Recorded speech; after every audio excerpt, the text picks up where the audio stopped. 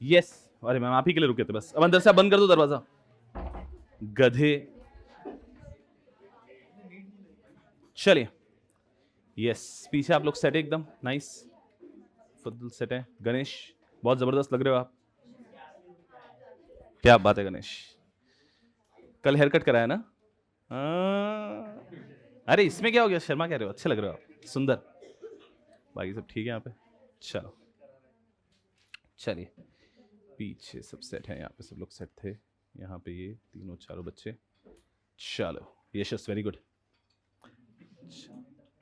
चलिए, यहाँ पे भी फुल हाउस है, फुल हाउस है। चलो ग्रेट, यस यार, हम लोग शुरू करें सेशन को। सबसे पहले वॉलंटरी लिक्विडेशन जो हम लोगों ने पढ़ लिया था चैप्टर, उसको अच्छे से रिवाइज कर लेंगे, सो दैट ये आपके साथ में रहेगा और अपकमिंग अभ्यास शीट के लिए भी आप लोग रेडी हो जाएंगे। चलिए, जीडीपीडी आप भी ध्यान से समझो। अब आपके कुछ मैं बता दूंगा, कल परसों में आपके अभी जो भी चैप्टर्स हुए उनकी अभ्यास शीट भी होने वाली है। उसके साथ में हम लोग पेपर सॉल्विंग करने वाले हैं 100 मार्क्स का ओपन बुक के पॉइंट ऑफ व्यू से। तो बहुत जल्दी हमारे आईबीसी कोर खत्म हो जाएगा। आप साथ साथ में एक एक चैप्टर रिवाइज करते रहो बैक एंड पे, ताकि मेरे हिसाब से आज से 10th डे पे हम लोग पेपर सॉल्व करेंगे प्रॉपर। 3 घंटे का टाइमर लगा के 3 घंटे का पेपर ओपन बुक का पहला एक्सपीरियंस रहेगा। उसके लिए अच्छे से पढ़ के दो ताकि आप उसको एक्चुअली एक्सपीरियंस कर पाओ अच्छे से। अदरवाइज आपके पास खुद के पास एक एक्सक्यूज रह जाता है कि हमने तो पढ़ा ही नहीं था। और अगर आप पढ़कर आओगे फिर बुरा परफॉर्म करोगे तो आपको बुरा लगेगा, ठीक है? तो आप लोग सब लोग 10 दिन के अंदर टेस्ट पेपर होने वाला है। चलिए, अब आते हैं हम लोग शुरू करते हैं, नहीं ये नहीं, हम लोग शुरू करते हैं वॉलंटरी लिक्विडेशन। यस, चलिए, बड़ा ही आसान सा चैप्टर है। अगर एग्जामिनेशन में इससे क्वेश्चन आता है तो बहुत इजीली आप लोग हैंडल कर पाओगे। बहुत ट्रिकी नहीं है, मल्टीपल इंटरप्रिटेशन नहीं है। एक बार जैसे पढ़ते हैं हर बार वैसे ही लगता है। सीआईआरपी हैज दैट ट्रबल, उसको बार बार रिवाइज करना पड़ता है और हर बार लगता है कि शायद ये नया है क्या कुछ ऐसा। यहां पे कभी ऐसा नहीं लगेगा, जब भी पढ़ोगे काफी आसान सा लगेगा। It has simply one section 59 and then its own regulation. अगर इसका मैं ओवरव्यू आपको पहले दिखाऊं, ये इसका ओवरव्यू है, बहुत ही सिंपल है। Chapter 6 voluntary liquidation, relevant section is just one section, section number 59, that is chapter number 5। तो पूरे चैप्टर में एक ही सेक्शन है। तो हमारा चैप्टर 2 सीआईआरपी, चैप्टर 3 लिक्विडेशन, फिर 3A आ जाता है क्या, पीपीआईआरपी, फिर चैप्टर 4 फास्ट ट्रैक है जो भी देखा नहीं हमने, और चैप्टर 5 आ जाता है उसके बाद में हमारा voluntary liquidation. It has just one section, section number 59। तो इसके अंदर ज्यादातर कंटेंट इसके रेगुलेशन में दे रखा है। इसका रेगुलेशन का नाम है आईबीबीआई वॉलंटरी लिक्विडेशन प्रोसेस। जो नॉर्मल चैप्टर 5 में हम लोगों ने लिक्विडेशन पढ़ा, बेयर एक्ट के चैप्टर 3 में जो लिक्विडेशन पढ़ा, उसके अंदर था IBBI liquidation process regulation 2016, IBBI liquidation process regulation 2016, और वॉलंटरी लिक्विडेशन का है IBBI voluntary liquidation process regulation 2017। चलो, अब इसके अंदर हम क्या पढ़ेंगे? हम लोग पढ़ेंगे सबसे पहले सेक्शन 59, जिसमें voluntary liquidation of corporate person है। 4 वीक, 7 डे, 7 डे, 14 डेज। अब इसके अंदर क्या पढ़ा था, अभी हम आज पढ़ेंगे वापस। 4 वीक तो सबको याद आ रहा होगा, बोर्ड रेजोल्यूशन पास करना है, उसके 4 वीक के अंदर एसआर वगैरह ओआर पास होगा। उसके बाद में 7 डेज में अगर क्रेडिटर का अप्रूवल है तो वो आएगा। उसके 7 डेज में आप इन्फॉर्म कर देते हो टू आरओसी वगैरह ऐसा, और 14 डेज भी क्या है, सब हम आप ही पढ़ेंगे। फिर आते हैं सारे के सारे रेगुलेशंस जो हमको पढ़ने हैं। बस इतना सा, बड़ा आसान सा चैप्टर है। Without wasting any time I am starting the core part of this chapter. चलिए, यहां पर आता है सबसे पहले, इन्होंने ऐसे लिख के दिया है रीजंस फॉर वॉलंटरी लिक्विडेशन, कि कोई भी कंपनी वॉलंटरली लिक्विडेट क्यों होती है। अब ये थियोरेटिकल क्वेश्चन है, इसका कोई प्रैक्टिकल रेफरेंस नहीं है। Not carrying on business operation, हम बिजनेस ही नहीं कर रहे हैं। कमर्शियली अनवायबल हो चुका है हमारा business. Running into losses, no revenue, ये सब घुमा फिरा के एक ही पॉइंट हुए। Not carrying business operation, commercially unviable, running into losses, no revenue. उसके अंदर दूसरा है promoters are unable to manage the affairs of the company. कोई प्रमोटर की मृत्यु हो चुकी है, कोई प्रमोटर छोड़ के जा चुका है, और जो बचे हुए प्रमोटर मैनेज नहीं कर पा रहे, इस कारण से वॉलंटरली लिक्विडेट कर सकते हैं। याद रखना है, वॉलंटरी लिक्विडेशन में the company is solvent, the company has enough money to pay everyone, हर एक को पैसे दे पाएगी कंपनी, इतना पैसा है। तो ये अभी चाहते हैं कि हम वॉलंटरली लिक्विडेट कर देते हैं ताकि आगे लॉसेस ना हो। उसके बाद में पर्पस और its company was formed has been accomplished, SPVs. हमने एक पर्पस के लिए स्पेशल पर्पस व्हीकल बनाया था, वो पर्पस हो गया तो उसको डिसॉल्व कर देंगे, very simple. And last is contract termination. आपने कंपनी बनाई थी टू एक टेंडर पूरा कंप्लीट करने के लिए, एक कॉन्ट्रैक्ट कंप्लीट करने के लिए, कॉन्ट्रैक्ट हो चुका है, बात खत्म हो गया, आप कंपनी बंद कर दो। किसी कॉन्ट्रैक्ट के ऊपर आपकी कंपनी डिपेंडेंट थी, वो कॉन्ट्रैक्ट ही टर्मिनेट हो गया, आपकी कंपनी बंद कर दो। ऐसी कुछ चीजें हैं। तो ये थ्योरेटिकल टॉपिक हो गया, reason for voluntary liquidation of company. यहां से हमारा चैप्टर शुरू होता है सेक्शन नंबर 59। 59 की एक प्यारी सी समरी हमारे पास में यहां पर आती है। सेक्शन 59 क्या कहता है? सेक्शन 59 कहता है सबसे पहले there has to be no default by the company. हम लोग सीआईआरपी पढ़ते हैं, हम लोग पीपीआईआरपी पढ़ते हैं, हम लोग कोई भी टॉपिक पढ़ते हैं, उसमें सबसे पहले आता है डिफॉल्ट होना चाहिए, प्रूफ ऑफ डिफॉल्ट देते हैं हम लोग। यहां पे की ही ये है कि वॉलंटरी लिक्विडेशन होता है बाय अ सॉल्वेंट कंपनी। ये तो आईबीसी में फिट इन भी जैसे तैसे हो रहा है, बिकॉज ये तो एक सॉल्वेंट कंपनी है। तो यहां पे पहला ही प्रीरिक्विजिट है no default by the company. Company ने कोई डिफॉल्ट नहीं किया है। अगर कंपनी ने डिफॉल्ट किया है तो वॉलंटरी लिक्विडेशन के लिए नहीं जा सकती। No default by the company. Then a declaration by board of directors. आपकी कंपनी के मेजॉरिटी डायरेक्टर्स ने एक डिक्लेरेशन देना होता है। उस डिक्लेरेशन के अंदर एफिडेविट पे लिख के देंगे, ओथ पे, और दो चीजें लिख के देंगे। पहला, after investigating the affairs of the company we come to the conclusion that either the company has no debt और if there is any debt it will be paid in full. ये पहला एफिडेविट पे declaration लिख के देते हैं। दूसरा declaration आता है that we are not doing this to defraud any person. हम किसी व्यक्ति को डिफ्रॉड करने के लिए नहीं कर रहे हैं। ये दो एफिडेविट पे मेजॉरिटी ऑफ डायरेक्टर्स साइन करके देते हैं। इसके साथ में दो डिस्क्लोजर्स भी आते हैं। उस दो डिस्क्लोजर के आते हैं साथ में हम लोग देंगे। पहला, हमारे बिजनेस ऑपरेशन की details and audited financial statement for preceding 2 year, and second is valuation report if any. तो आपको ध्यान रखना है कैसा स्टार्ट ऐसा हुआ कि बीओडी को, मेजॉरिटी ऑफ डायरेक्टर्स को डिक्लेरेशन देना है ये दो चीजों को लेके, और साथ में दो चीजें साथ में अटैच करके देनी है। ये सब जैसे ही उन्होंने दे दिया विद इन 4 वीक्स, इसको 28 डेज की तरह भी रीड किया जा सकता है, but within 4 weeks is better, bare act से अलाइन होता है ये। Within 4 weeks you have to pass an SR और ओआर। ओआर कब पास होगा दिमाग में रखना है कि अगर एक नॉर्मल कंपनी एक गोइंग कंसर्न की तरह चल रही थी और उसको हम बीच में लिक्विडेट कर रहे हैं, दैट इज एसआर। बट अगर हमारी कंपनी को हमने बनाते समय उसके एमओए एओए के अंदर ही लिख दिया था that our company will run for 3 years, एक टेन्योर दे दिया है, या फिर our company will run only up till this event का हैपनिंग, तो हमने अगर कोई टेन्योर दे दिया है या कोई इवेंट दे दिया था कि उस इवेंट के होने पे या टेन्योर के एक्सपायर होने पे हम कंपनी को लिक्विडेट कर देंगे, और आप कंपनी को लिक्विडेट कर रहे हैं, then you just need to pass OR. बहुत सिंपल। तो एसआर या ओआर जो भी एप्लीकेबल है वो आपको पास कर देना है। उसके बाद उस एसआर ओआर के अंदर आप क्या डिसाइड करते हो, to voluntarily liquidate the company and to appoint an IP as liquidator. यहां पर एनसीएलटी का अप्रूवल ही नहीं है। जैसे ही एसआर ओआर पास हो गया, बात खत्म। इसी डेट को यहां पे कहा जाता है लिक्विडेशन कमेंसमेंट डेट। इसी डेट को लिक्विडेशन कमेंसमेंट डेट कह दिया जाता है। एनसीएलटी के पास एप्लीकेशन नहीं जा रही है because the company is solvent. तो जिस दिन एसआर पास हो गया यही हमारे लिए लिक्विडेशन कमेंसमेंट डेट है। ग्रेट। उसके बाद में if you have any creditors, अगर आपके कोई क्रेडिटर्स बचे हुए हैं, विद इन नेक्स्ट 7 डेज आपको क्रेडिटर्स 2/3 इन वैल्यू से अप्रूवल लेना है। क्या आप भी ओके है ना वॉलंटरीली लिक्विडेट करने के लिए? आपके डेट्स पूरे पे ऑफ कर देंगे। क्रेडिटर ने भी अप्रूवल दे दिया, उसके 7 डेज के अंदर will have to inform ROC and IBBI. बहुत सिंपल। अगर आपके क्रेडिटर्स है ही नहीं तो एसआर ओआर से 7 दिन में आप इन्फॉर्म कर दोगे आरओसी को, ऑब्वियसली बात है, तो वो 7 डेज यहां पे आ जाएगा। तो नॉर्मली याद ऐसे ही रखा जाता है 4 वीक 7 डे 7 डे। अगर इस तरह से याद रखोगे तो बहुत इजीली पूरा टॉपिक याद हो जाएगा। 4 वीक 7 डे 7 डे कि सबसे पहले डिक्लेरेशन देंगे, उसके 4 वीक्स में एसआर ओआर, उसके 7 डेज के अंदर क्रेडिटर अप्रूवल, और उसके 7 डे के अंदर हमें आरओसी और आईबीबीआई को इन्फॉर्म कर देना है। ये जो भी स्क्रीन पे लिखा है ये तो आपको कंठस्थ होना चाहिए इस चैप्टर के ऊपर एस करने के लिए कि 59 शुड भी एकदम याद किया हुआ। 59 के अंदर मेनली यही चीजें बताई गई है। उसके बाद में उन्होंने कुछ छोटी मोटी चीजें और बताई है, जैसे कि एंड में वो कहते हैं कि ये सब कुछ होने के बाद में जिस दिन सब कुछ हो गया तो 59 सबसेक्शन 8 ये कहता है कि आप एनसीएलटी के पास अप्लाई करोगे and the NCLT shall on an application file by liquidator under subsection 7। ये अब बात कर रहे हैं पूरा लिक्विडेशन खत्म होने के बाद। तो अभी तक जो हमने पढ़ा कि आप डायरेक्टर्स का डिक्लेरेशन लो, एसआर पास करो, क्रेडिटर्स को अप्रूवल दो, फिर आप पूरा लिक्विडेशन करो जिसमें असेट्स को बेचो, लायबिलिटीज अगर हैं तो उनको पे ऑफ करो, लायबिलिटीज नहीं है तो सीधा कॉन्ट्रीब्यूटरीज को पैसे दे दो। ये होने के बाद में लिक्विडेटर की जिम्मेदारी है कि वो फाइनल रिपोर्ट देके जाता है एनसीएलटी के पास। अभी तक वॉलंटरी लिक्विडेशन में एनसीएलटी इन्वॉल्व ही नहीं हुआ था। एनसीएलटी इन्वॉल्व कब होगा? जब पूरा लिक्विडेशन हो जाएगा और अब हमें ऑर्डर ऑफ डिसोल्यूशन चाहिए, वो एनसीएलटी दे सकता है। तो जब पूरा लिक्विडेशन हो जाएगा तो we have the liquidator has to make an application for dissolution.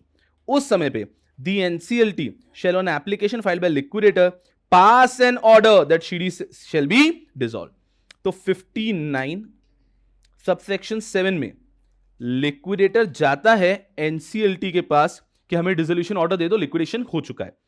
59 subsection 8 में जो एनसीएलटी है वो डिसोल्यूशन ऑर्डर पास कर देती है एंड 59 सबसेक्शन 9 में ये कहते हैं एनसीएलटी ऑर्डर करती है लिक्विडेटर को कि वो आरओसी एंड सारी अथॉरिटीज को इन्फॉर्म कर दे within a period of 7 days 14 days, within a period of 14 days.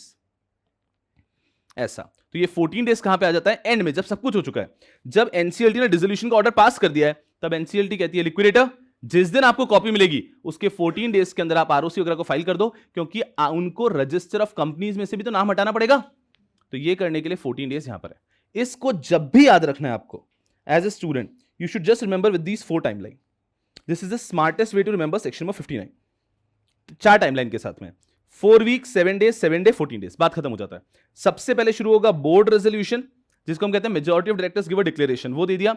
उसमें 2 चीजें एफिडेविट में लिख के देनी है, साथ में भी 2 चीजें देनी, याद आ रहा है ना। एफिडेविट में लिख के देंगे नो डेट और debt will be paid in full, not to defraud. साथ में audited financial statement of 2 years and valuation report. उसके 7 डेज के अंदर SROR, उसके 7 डेज के अंदर क्रेडिटर्स, उसके 7 डेज के अंदर आरओसी वगैरह को इन्फॉर्म कर दो। ये हो सकता है कि एक ही साथ हो जाए ना, क्योंकि नॉर्मली क्रेडिटर्स होते ही नहीं है। आज अगर आप किसी भी कंपनी का वॉलंटरी लिक्विडेशन करोगे तो आप पता है क्या करोगे, पैसे हैं तो वॉलंटरी लिक्विडेशन शुरू करने के पहले क्रेडिटर्स को पे ऑफ कर दो ना, ताकि process is going to be easier. तो वॉलंटरी लिक्विडेशन में दिल preferably pay off all the creditors, तो क्रेडिटर्स कोई बचेगा नहीं। बट हाँ, हम बाद में वापस न्यूज़पेपर एडवर्टीजमेंट देंगे, कोई छोटा मोटा नया क्रेडिटर आ गया तो बात अलग है। बट नॉर्मली हम क्रेडिटर्स जो बड़े बड़े बैंक्स वगैरह लोन ऐसे रखते ही नहीं है, उन सबको पे ऑफ करने के बाद ही हम वॉलंटरी लिक्विडेशन में आते हैं। तो ये हुआ। एंड एंड में 14 डेज क्या कहता है, ये पूरा प्रोसेस होने के बाद में जब आप एनसीएलटी के पास आते हैं फॉर डिसोल्यूशन ऑर्डर, एनसीएलटी ने डिसोल्यूशन का ऑर्डर दे दिया है, it is the responsibility of liquidator to inform this about this to ROC IBB within 14 days. तो 4, 7, 7, 14। Are we understanding this?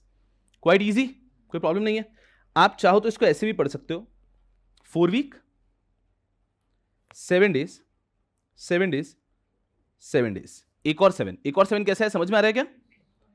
देखो 4 वीक से एसआरओआर के 7 डेज के अंदर, यहां पे एसआरओआर हो गया, 7 डेज के अंदर क्रेडिटर्स, और क्रेडिटर्स के 7 डेज के अंदर आरओसी। एक्चुअली इसकी जरूरत ही नहीं है, ये हो जाएगा। और एंड में आ जाएगा 14 डेज। तो 4 week, 7 days, 7 days, 14 days, perfect way to remember this. Are we good here? इस तरह से सेक्शन 59 पूरा का पूरा कंप्लीट हो जाता है और कंठस्थ हो जाता है जब भी रिवीजन करने बैठो। 4 वीक, 7 डेज, 7 डेज, 14 डेज। अब इस चैप्टर के अंदर क्या पढ़ना है हमको, पूरा रेगुलेशंस जो दे रखे हैं। यहां पे आपको रेगुलेशन नंबर याद रखने का लोड नहीं लेना है, रेगुलेशन नंबर याद रखने का लोड आपको सिर्फ मात्र केवल लेना है सीआईआरपी के चैप्टर के अंदर, उसमें एफर्ट मारना है। यहां पे अगर आपको बस कंसेप्ट भी पता है तो चलेगा। अब यहां पे आता है सबसे पहले एक एक करके regulation number 3, initiation of liquidation. Copy paste जो सेक्शन 59 में पढ़ते हैं वही सब वो वापस पढ़ाते हैं। बस उनको याद आया कि लिक्विडेटर को एलएलपी को भी तो कवर करना है, तो वहां पे जहां मेजॉरिटी ऑफ डायरेक्टर्स हैं, वहां पे डेजिग्नेटेड पार्टनर, ये सब चीजें वो लेकर आ गए। बाकी कंसेप्ट इज सेम। फिर लेकर आते हैं वो इफेक्ट ऑफ लिक्विडेशन, ये सब हम देखेंगे। हमारे काम का एक इंपॉर्टेंट है regulation number 6, eligibility for appointment of liquidator. ये ध्यान रखना है हमें, eligibility for appointment of liquidator, कि कौन व्यक्ति लिक्विडेटर बन सकता है। कौन व्यक्ति लिक्विडेटर बन सकता है, तो उसके अंदर बात तो सेम ही आएगी, the person should be an independent person. Same कहानी, कौन लिक्विडेटर बन सकता है, the person should be an independent person. IP मैं बोलता हूं ये हर जगह पे पढ़ा है सब लोग साथ में। Who is eligible to be a liquidator under voluntary liquidation? Any IP who is an independent person, or if an insolvency professional entity is being appointed as liquidator, all its directors and partners should be independent person. सही है क्या ये? पहले याद रखना है। फिर आता है independent means word, तो उसमें 3 पॉइंट आ जाएंगे। Independent means, first, the person should be eligible to be appointed as independent director under section 149 of Companies Act. 2, the person should not be a related party.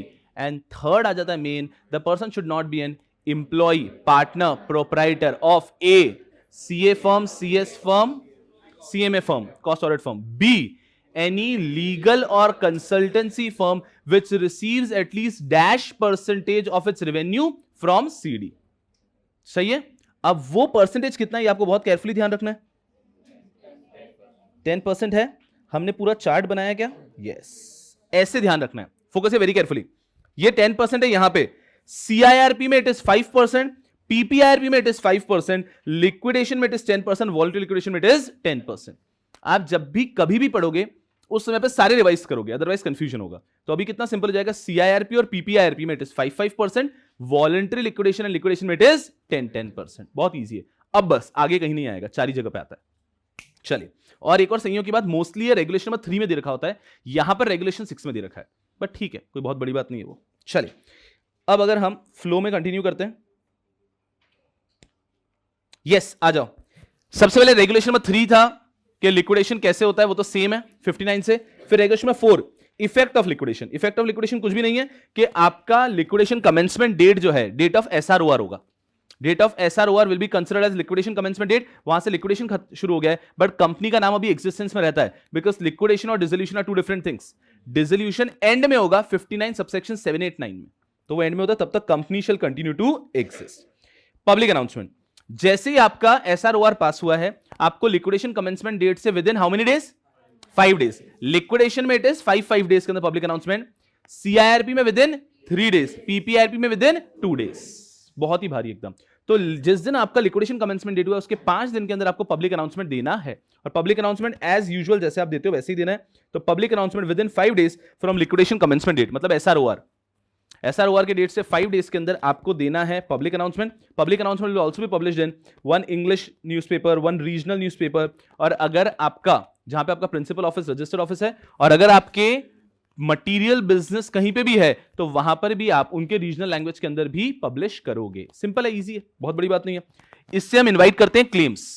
फिर आगे हमारी कहानी चलेगी कि हम क्लेम के अंदर 30 डेज देते हैं, फिर हम वेरीफाई करते हैं, और वेरीफाई करने के बाद में हम एक लिस्ट ऑफ स्टेक होल्डर बनाते हैं। ये हम आगे पढ़ेंगे भी। चलो, रिपोर्टिंग इन्होंने पढ़ा दिया कि वॉलंटरी लिक्विडेशन में कितने प्रकार की रिपोर्टिंग होती है।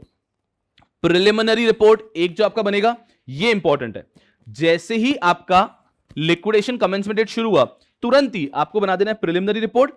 Minutes of consultation with stakeholder, अगर आपने कभी भी स्टेक होल्डर से कंसल्ट किया तो उसके मिनट्स बन जाएंगे, इसका कुछ टॉपिक नहीं है। स्टेटस रिपोर्ट सिर्फ तब आता है जब एंड में आप with in the time period complete नहीं कर पा रहे हो। तो अगर आपने with in the time period complete कर लिया तो फाइनल रिपोर्ट में सब कुछ आ जाता है ना। लेकिन अगर आप उनके दिए हुए 270 डेज के अंदर वॉलंटरी लिक्विडेशन नहीं कर पाए तो 270 डेज में you will get another 270 days, but इस टाइम पे you will have to give a status report. But अगर आप 270 डेज में कंप्लीट कर लेते हो तो इसका पूरा कंटेंट तो फाइनल रिपोर्ट में ही आ जाएगा। And final report is that report which you give to NCLT at the time of dissolution. हम ये आईबीबीआई वगैरह के पास भी फाइल करते हैं कि अब सब कुछ हो चुका है, सब असेट्स बेच दिए, सारे लायबिलिटीज पे ऑफ कर दिए, कोई मटेरियल केस भी पेंडिंग नहीं है। बहुत ईजी। हमें preliminary report, status report, status report को पहले एनुअल स्टेटस रिपोर्ट कहा जाता था, अब उसको स्टेटस रिपोर्ट कहते हैं। Minutes of consultation stakeholder and final report, ये सब हमें फाइल करना है। ये हम साथ साथ अपने स्टेक होल्डर को भी देंगे। ये वैसे आप आईबीबीआई को तो फाइल करते हो, पर अगर कोई भी आपका क्रेडिटर स्टेक होल्डर मांगेगा तो उसको भी दोगे, बट 3 कंडीशन है, सेम जो आपने लिक्विडेशन के चैप्टर में पढ़ा था कि कोई स्टेक होल्डर भी मांगने आ जाएगा तो देंगे। 3 कंडीशन है। पहला, he will have to make a request in writing, he will have to agree to pay the cost, and he will have to maintain confidentiality. बस कॉन्फिडेंशियलिटी, कॉस्ट और वो रिक्वेस्ट करने को रेडी इन राइटिंग, बात खत्म। हम उनको भी ये सारी रिपोर्ट देने को रेडी है। Preliminary report, regulation number 9, preliminary report में क्या आएगा और कितने दिनों में देनी है। सबसे इंपॉर्टेंट चीज याद रखनी, कितने दिनों में देनी है। 45 days from liquidation commencement date. चलो आपको चेक करने के लिए लिख देते हैं within 45 days from liquidation commencement date. बाद में आप मुझे बताओगे कि यहां पे क्या होता है, एंड में देखते हैं आपको कितना याद रहता है। ऊपर जो हमने 59 में पढ़ लिया है उसमें हमने टाइमलाइन पढ़ी है 4 वीक्स की,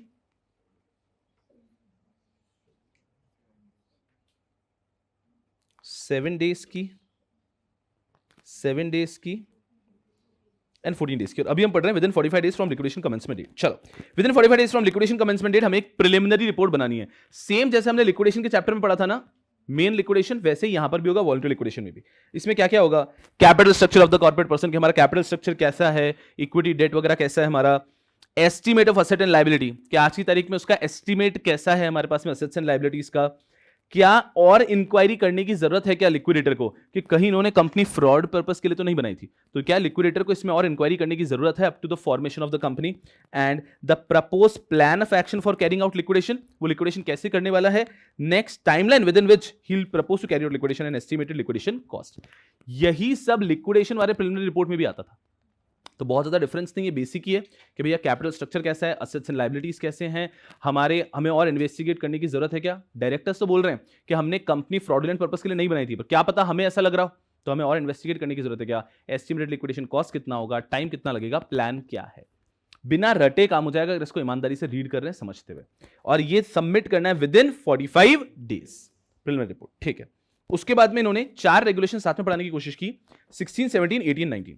इसमें बता रहे हैं कि अब हमने क्लेम इनवाइट किए हैं, हम लोगों ने पब्लिक अनाउंसमेंट दिया था लिक्विडेशन कमेंसमेंट डेट के विद इन 5 डेज। चलो इधर आता हूं मैं, within 5 days from liquidation commencement date क्या होता है, हम देते हैं पब्लिक अनाउंसमेंट, इनवाइटिंग क्लेम, उनको हम क्लेम सबमिट करने के लिए देते हैं 30 days from liquidation commencement date. अब इन 30 days में जब हमने पब्लिक अनाउंसमेंट से क्लेम इनवाइट किए हैं, यहां पे लोग क्लेम कैसे सबमिट करते हैं ये पढ़ाने की कोशिश कर रहे हैं। बहुत ही सिंपल है, जैसे कि ओसी, जैसे लिक्विडेशन में पढ़ा है, सबसे पहले हम बोलते हैं ओसी आप आ जाओ other than employee and workman, OC other than employee and workman आप अपने क्लेम सबमिट कर दो, उसके बाद में एफसी आप अपने क्लेम सबमिट कर दो, उसके बाद में OC who are employ and workman आप अपने क्लेम सबमिट कर दो, एंड लास्ट में अदर्स। इसका फॉर्म नंबर है B for OC, C for FC, D for OC workman employ वाले, एंड देन ई छोड़ के एफ। फॉर्म नंबर लिक्विडेशन में अलग है और यहां पे अलग है, बट ये कॉमन है कि 3 बैक टू बैक आते हैं और फिर एक स्किप करके आगे आता है, ये नॉर्मल है। तो यहां पर है B C D and F, और क्लेम और साथ में प्रूफ ऑफ क्लेम सबमिट करना है। आप इसको रटने के लॉजिक से सोचिए मत, बड़ा लॉजिकली सोचो। मैं आज एक कंपनी को वॉलंटरीली लिक्विडेट कर रहा हूं, तो मैंने जैसे एसआरओआर पास हुआ, मैंने पब्लिक अनाउंसमेंट दे दिया 5 days के अंदर कि भाई कोई भी अगर इस कंपनी से पैसे मांगता है तो आ जाओ। इंग्लिश न्यूज़पेपर, रीजनल न्यूज़पेपर, जहां जहां बिजनेस है उस न्यूज़पेपर में, IBC के वेबसाइट पे, सीडी के वेबसाइट पे। अब मान लो 3 लोग आ गए क्लेम लेकर, तो उनको भी तो पे करना है। ये वो लोग हैं जो मार्केट में न्यूज़पेपर में देखकर, पब्लिक अनाउंसमेंट देखकर और फिर क्लेम सबमिट करने के लिए आ रहे हैं। Very logical. 16, 17, 18, 19 ये हुआ। अब इसके बाद में इनको याद आया रेगुलेशन में 5 अपॉइंटमेंट ऑफ लिक्विडेटर, तो ये तो पहले ही हो चुका है कि लिक्विडेटर को हम अपॉइंट कर देंगे। जब भी हम चाहें तो हम लिक्विडेटर को रिप्लेस भी कर सकते हैं। CP shall appoint an insolvency professional as liquidator and whenever required may replace him by appointing another insolvency professional as liquidator। तो क्वालिफिकेशन है कि इंसॉल्वेंसी प्रोफेशनल और वो होना चाहिए इंडिपेंडेंट पर्सन, ये हम ऑलरेडी देख लिए। Within 7 days of his appointment as liquidator intimate IBBI, जैसे ही एक व्यक्ति लिक्विडेटर की तरह बनता है उसको IBBI को करना होता है इन्फॉर्म। आ जाओ। Within 7 days from appointment as liquidator, ये भी जनरली तो क्या होगा, लिक्विडेशन कमेंसमेंट डेट ही होगा। याद करो SROR से तो हम अपॉइंट करते हैं, पर यहां पे अपॉइंटमेंट एज लिक्विडेटर इसलिए बोल रहा हूं मैं क्योंकि कल को अगर सेकेंड लिक्विडेटर को रिप्लेस किया तो उसको भी अपने अपॉइंटमेंट से 7 दिन में IBBI को बताना है। तो जब भी एक व्यक्ति लिक्विडेटर की तरह काम करेगा, जिस दिन उसको अपॉइंट किया वो 7 days में IBBI को इन्फॉर्म करेगा, क्योंकि IBBI एक रेगुलेशन में लिमिट रखना चाहता है कि एक IP एक साथ में कितने असाइनमेंट्स देख रहा है। तो आपको हमेशा इन्फॉर्म करना IBBI को, मेरे को ये असाइनमेंट भी मिल चुका है, ताकि IBBI कैप के लिए लिमिट रख सके। बहुत सिंपल सी बात है। चलो, तो हो गया, अपॉइंट कर सकते हैं, जब चाहे रिप्लेस कर सकते हैं। अब एलिजिबिलिटी हमने ऑलरेडी पढ़ ली है, ये तो आपको कंठस्थ होना चाहिए, 4 चैप्टर में है, एक बार पढ़ाओ 4 चैप्टर के टॉपिक कवर करता है कि eligibility for resolution professional, interim resolution professional for CIRP, eligibility for resolution professional for PPIRP, eligibility for liquidator for liquidation under chapter 3 and eligibility for liquidator for liquidation under chapter 5। सब कुछ same है। IP who has to be an independent person, and if you intend to appoint an insolvency professional entity, all its directors partners should be an independent person। independent का definition में first point, the person should be qualified to be appointed as independent director under 149 of Companies Act। Second, the person should not be a related party। Third, the person should not be a partner, proprietor, employee of chartered accountancy firm, company secretary firm or cost and management accountant firm। B, legal or consultancy firm which receives at least dash percentage of its revenue from CD। ये dash percentage liquidation के case में है 10% और CIRP PPIRP के case में है 5%। कितना? Liquidation कोई सा भी हो, वॉलंटरी हो या ये वाला हो 10%, CIRP हो या PPIRP हो 5%। चलो, पढ़ चुके हैं। फिर आ गया रेगुलेशन नंबर 10, काफी आसान। Where the books of accounts of CD are incomplete, अगर बुक्स इनकम्प्लीट है तो किसकी जिम्मेदारी बनेगी? लिक्विडेटर, कि लिक्विडेटर उन बुक्स को करेगा कंप्लीट। ठीक है, उसके बाद में कंप्लीट करने के बाद में पूरे लिक्विडेशन के टाइम पे बुक्स ऑफ अकाउंट्स को मेंटेन भी कौन करेगा? लिक्विडेटर। उन्होंने लिस्ट भी दे दी है, लेजर बुक्स, कैश बुक्स, आपकी मिसलेनियस बुक्स, आपका suspense account, every possible thing will be maintained by liquidator. It is mandatory for liquidator to keep receipt of all payment made और एक्सपेंसेस इनकर्ड बाय हिम। जब liquidation मैं कर रहा हूं तब मैं जो भी पैसे दे रहा हूं, ले रहा हूं, उसका भी रिकॉर्ड बना के रखना है टू लिक्विडेटर। तो पुराने बुक्स ऑफ अकाउंट्स इनकम्प्लीट है, लिक्विडेटर कंप्लीट करेगा। सारे बुक्स ऑफ अकाउंट्स को अब आगे मेंटेन भी लिक्विडेटर करेगा, और लिक्विडेशन का जो खर्चा और इनकम हो रही है वो भी लिक्विडेटर मेंटेन करके रखेगा। बहुत ऑब्वियस सी बात है। Regulation number 10। अब रेगुलेशन नंबर 15 आ रहा है। हमने 16, 17, 18, 19 पहले ही पढ़ लिया है। 16, 17, 18, 19 में क्या था? वो लोग सबमिट कर रहे थे क्लेम्स। उसके पहले वाला पढ़ रहे हैं कि क्लेम इनवाइट कर रहे हैं। A person who claims to be a stakeholder shall prove his claim for debt or dues to him, including interest if any, as on the liquidation commencement date. कि liquidation commencement date के दिन तक कितना पैसा आपको बाकी है बताओ, उसके बाद का मत बताओ. लिक्विडेशन कमेंसमेंट डेट तक आपका कितना पैसा बाकी है आप आके सबमिट कर दो. एज पर रेगुलेशन 20, अगर कोई व्यक्ति कहना चाहता है कि मैं सिक्योर्ड क्रेडिटर हूं तो आपको उसका भी प्रूफ लाके देना है दैट यू आर सिक्योर्ड. उसका प्रूफ आप दे सकते हो इंफॉर्मेशन यूटिलिटी के थ्रू, आप दे सकते हो रजिस्टर ऑफ चार्जेस जो एमसीए आपने एग्जीक्यूटिव में पढ़ा है उसके थ्रू, या फिर आप दे सकते हो सेंट्रल रजिस्ट्री जो सारफेसी में मेंटेन होती है उसके थ्रू, या कोई भी डॉक्यूमेंट से. You will have to come and prove that you are a secured creditor and security has to be registered. अगर एक सिक्योर्ड क्रेडिटर ने रजिस्टर नहीं किया है तो यूजलेस है. रजिस्ट्रेशन जरूरी है. रजिस्ट्रेशन क्यों जरूरी है भी आपको पता है, वरना सेकंड चार्ज होल्डर को पता कैसे चलेगा पहले भी एक चार्ज था. तो सिर्फ एक अग्रीमेंट से मैंने आपको कोई सिक्योरिटी चलेगा नहीं, it has to be registered. तो मुझे प्रूव करना पड़ेगा जो कह रहा है मैं सिक्योर्ड हूं, या तो इंफॉर्मेशन यूटिलिटी के पास में रजिस्टर्ड था, या मैं जो कंपनीज एक्ट में रजिस्टर ऑफ चार्ज है वहां पे मैं रजिस्टर्ड था एमसी के पास में, मैं सेंट्रल रजिस्ट्री विद सारफेसी के पास रजिस्टर्ड था. किसी भी और डॉक्यूमेंट से मुझे प्रूव करना है that I had the required registration for my security. अगर आपके पास में कोई bill of exchange promissory note है तो ये भी आपको इसी समय पे लाके सबमिट करना है कि भैया कंपनी से मैं पैसा मांगता था, ये प्रॉमिसरी नोट है, ये बिल ऑफ एक्सचेंज है. तो bill of exchange promissory note में भी अगर आप एक सीडी से पैसा मांगते हो जो वॉलंटरी लिक्विडेशन में लिक्विडेट हो रहा है, वो भी आपको इस मोमेंट में लाके सबमिट करना है अपने लिस्ट ऑफ क्लेम के अंदर. ये मत बोलना कि तो ऑब्वियस है, you still have to claim. If the company owes you any money, this is the time to claim that money. आप क्रेडिटर की तरह मांग रहे हो, प्रॉमिसरी नोट में मांग रहे हो, किसी भी तरह से मांग रहे हो. सब्सटैंशिएशन ऑफ क्लेम, ये कहता है कि लिक्विडेटर को अगर लगता है कि आपका डॉक्यूमेंट देख के कि नहीं यार इसमें तो समझ नहीं आ रहा है, तो लिक्विडेटर आपको आपके क्लेम को सब्सटैंशिएट करने के लिए बोल सकता है. कॉस्ट ऑफ प्रूफ, ये 4 मार्क टॉपिक था. कॉस्ट ऑफ प्रूफ के अंदर हमने पढ़ा, याद करो क्या पढ़ा था, जो भी कॉस्ट क्रेडिटर की हो रही है, क्लेमेंट की हो रही है, वो कौन बेयर करेगा, क्लेमेंट. उस एक बार एक व्यक्ति ने सबमिट कर दिया, फिर उसको चेक करने के लिए जो भी कॉस्ट बेयर कर रहा है लिक्विडेटर, वो बेयर करेगा लिक्विडेटर, लिक्विडेशन कॉस्ट में आएगा. आई रिपीट अगेन, क्लेमेंट जब भी अपना क्लेम कर रहा है उसके लिए कुछ खर्चा हो सकता है ना. मैंने रजिस्टर किया था चार्ज, बट उसका डॉक्यूमेंट लेके गया, उसमें मेरे 5,000 रुपए लग गए ना, उनसे एक प्रूफ लेकर आया मैं. तो ये जो cost of proving your debt है, जो cost of proving of debt हुई है बाय द क्लेमेंट, वो बेयर करेगा क्लेमेंट. और लिक्विडेटर को उसको क्रॉस चेक करने में जो कॉस्ट हुई है that will be a part of liquidation cost. पर यहीं पे एक बहुत अच्छा कैच है, अगर कभी पता चलता है कि क्लेम क्या था, फॉल्स क्लेम था, तो उस केस में liquidator will make an endeavour, make an attempt, will make an try to recover this cost from the false claimant. अगर क्लेम फॉल्स निकला तो जो लिक्विडेटर को क्रॉस चेक करने में खर्चा आया वो उस क्लेमेंट से लेने की कोशिश करेगा. अच्छा पार्ट है. फिर अगर determination amount of claim, claim ठीक है, अगर क्लेमेंट का क्लेम प्रिसाइज नहीं है तो उसको एग्जैक्ट प्रिसाइज करेगा हमारा लिक्विडेटर. उसके बाद में डेट अगर फॉरेन करेंसी में है तो लिक्विडेशन कमेंसमेंट डेट के दिन जो भी फॉरेन करेंसी का एक्सचेंज रेट है उसके हिसाब से कन्वर्ट करके हम रुपीस में लिख देंगे. हम क्लेम को दूसरी करेंसी में नहीं लेते. तो लिक्विडेशन कमेंसमेंट डेट के दिन जो भी फॉरेक्स का रेट है उसके हिसाब से कन्वर्ट करके आईएनआर में लिख दिया जाएगा. पीरियोडिकल पेमेंट, अगर कोई भी rent, interest, other payment periodical nature का है तो एक व्यक्ति सिर्फ कब तक का क्लेम कर पाएगा, लिक्विडेशन कमेंसमेंट डेट तक का, उसके बाद का नहीं.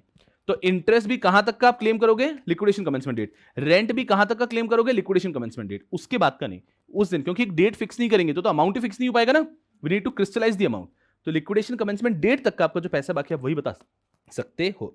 Date payable at a future time, बहुत भारी, ये हम लोगों ने पढ़ा था रेगुलेशन नंबर 27 कि if the debt is payable at a future time, मतलब हम वॉलंटरी लिक्विडेट कर रहे हैं 1 जनवरी 2026 को, बट हमारा डेट ही पेबल है 31 दिसंबर 2026, तो हम एक साल पहले पे कर रहे हैं, तो हम उनका जो अमाउंट है जो पेबल है वो रिड्यूस करके पे करेंगे at the risk free rate.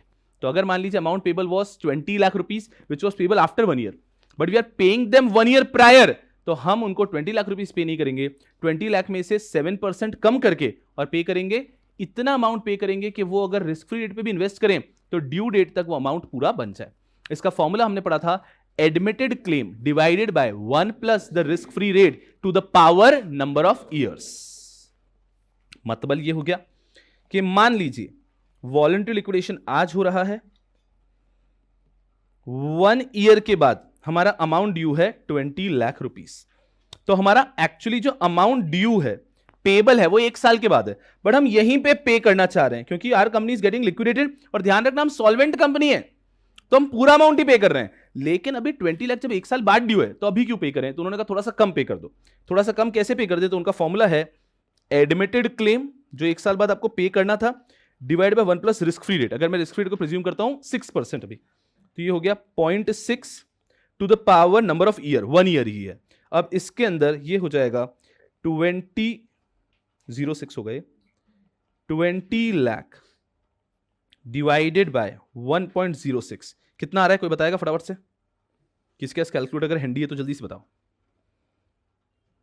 Savitri जी सब ठीक है वहां पे? चलो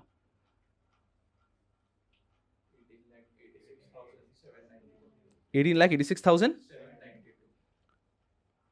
approx.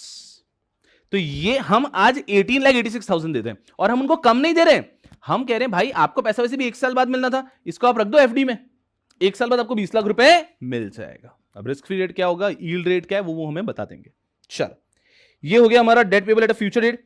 Mutual credit and set off यहां पे अलाउड है, सीआईआरपी में अलाउ नहीं करते हैं, लेकिन यहां पे अलाउ करते हैं कि अगर कोई व्यक्ति है वो कंपनी से सीडी से कुछ पैसे मांगता है और सीडी उससे कुछ पैसे मांगती है, तो पूरा सेट ऑफ करने का जो फाइनल अमाउंट है दैट विल बी पेड और रिसीव्ड।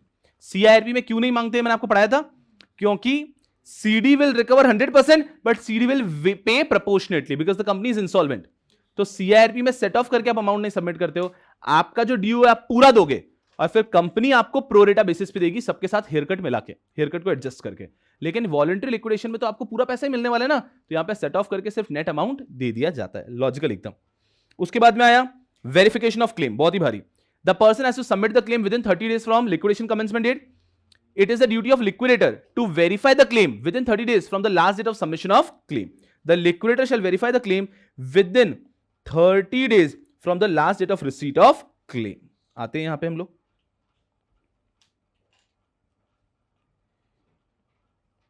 विदिन, अच्छे से ध्यान दो, आपका पूरा टॉपिक यहां रिवाइज हो जाएगा।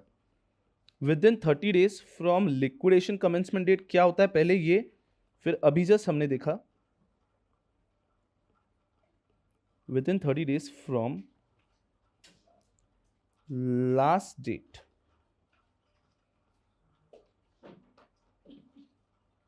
to submit claim क्या होता है, वो भी एक क्वेश्चन मार्क है। तो लिक्विडेशन कमेंसमेंट डेट से 30 डेज के अंदर सबको अपना क्लेम सबमिट कर देना है, और जो last date to submit claim है उसके 30 डेज में लिक्विडेटर ने उसको वेरीफाई भी कर देना है। बहुत ही बढ़िया, कहां तक पहुंचे हैं हम, ये रहा वेरिफिकेशन। फिर एक छोटा सा केस है, नो क्लेम वहां पे से, ठीक है। List of stakeholder, important. अब लिक्विडेटर ने क्या किया है, सब लोग ध्यान से रहना। Liquidation commencement date, public announcement दिया 5 दिन में, लिक्विडेशन कमेंसमेंट डेट से ही 30 डेज के अंदर सबने क्लेम सबमिट कर दिया, क्लेम आ गया, उसके 30 डेज के अंदर इसने वेरीफाई कर रहा है, चेक कर रहा है। तो लिक्विडेशन कमेंसमेंट डेट से 30 डेज में सबके क्लेम आ चुके हैं और नेक्स्ट 30 डेज में इनको पूरा वेरीफाई कर देना है। अब ये क्या कहते हैं, देखना अच्छे से, बनाना है एक list of stakeholder, regulation में 30। लिस्ट ऑफ स्टेक होल्डर मतलब हमें किस किस को पैसा देना बाकी है, क्लेमेंट्स आ गए ना नए। Liquidator shall prepare a list of stakeholder on the basis of proof of claim submitted. अब अंडर दिस रेगुलेशन अमाउंट कितना आया है, कितना सिक्योर्ड है, कितना अनसिक्योर्ड है, डिटेल्स, प्रूफ, ये सब। अब लिस्ट ऑफ स्टेक होल्डर कब बनेगा, ये बहुत खास है, within 45 days from the last date of receipt of claim. Liquidation commencement date से 30 डेज में last date of receipt of claim है, यहां से विद इन 45 डेज आपका लिस्ट ऑफ स्टेक होल्डर बन जाना चाहिए। सब लोग आई होप यहां पर हैं, बहुत ही सिंपल सी बात है। यह है लिक्विडेशन कमेंसमेंट डेट, 30 डेज में आपने रखा last date for receipt of claim, उससे 30 डेज के अंदर वेरीफाई कर लेना है। स्क्रीन पे देखो, लिक्विडेशन कमेंसमेंट डेट 30 डेज में, last date for receipt of claim उसके 30 डेज में आपको वेरीफाई कर लेना है, ग्रेट। अब ये कह रहे हैं जो last date of receipt of claim है उसके 45 डेज में आपको लिस्ट ऑफ स्टेक होल्डर भी रेडी कर लेना है। कितना लॉजिकल सी बात है। तो लिक्विडेशन कमेंसमेंट डेट से 5 दिन में पब्लिक अनाउंसमेंट देते हो, दैट इज डिफरेंट। फिर लिक्विडेशन कमेंसमेंट डेट से ही 30 डेज के अंदर last date to receive the claim है, मतलब पब्लिक को 25 दिन के आसपास मिलते होंगे। Last date for receipt of claim हो गया, वहां से 30 डेज में लिक्विडेटर विल वेरीफाई, उसने वेरीफाई कर दिया, उसके 15 दिन में वो list of stakeholder ready कर लेगा, क्योंकि last date of receipt of claim से 45 डेज में उसको list of stakeholder ready करना है। कितना सिंपल है। फिर इसमें एक छोटा सा कैच ये भी है, याद है क्या, if there are no claims received, अगर कोई क्लेम ही नहीं आया है तो लिस्ट ऑफ स्टेक होल्डर बनाने के लिए 45 डेज नहीं मिलेंगे, then it has to be prepared within 15 days, क्योंकि याद करो इसमें तो लिक्विडेशन ही 90 डेज में कंप्लीट करना पड़ेगा ना। अगर कोई क्लेम नहीं मिले then within 15 days from the last date of receipt of claim आपको लिस्ट ऑफ स्टेक होल्डर बना देना है। चलो, within 15 days from last date to submit claims, within 45 days from last date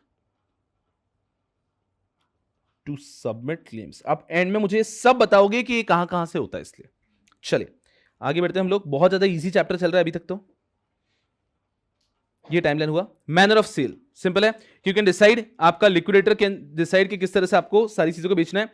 recovery of money, liquidator will try कि वो maximum to maximum पैसा recover करने की कोशिश करेगा, कुछ खास नहीं।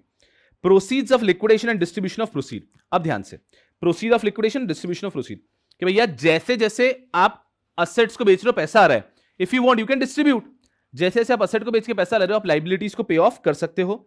इसके लिए liquidator will open a bank account, bank account, जैसे कि रिलायंस का लिक्विडेशन हो रहा है तो नाम आएगा रिलायंस इनवॉलंटरी लिक्विडेशन, बहुत सिंपल है। तो उस बैंक अकाउंट का नाम ही होता है आपकी कंपनी का नाम, आगे लिखा होता है इनवॉलंटरी लिक्विडेशन। तो you open a bank account followed by the word involuntary liquidation, Tupperware involuntary liquidation, ऐसा कोई भी कंपनी है आगे इनवॉलंटरी लिक्विडेशन, ऐसा एक बैंक अकाउंट ओपन होगा, ओपन हो जाएगा। जो भी पैसा असेट बेच के आएगा the money will come to only this account, जो भी एक्सपेंस आपको करने हैं वो इसी अकाउंट से पे करोगे।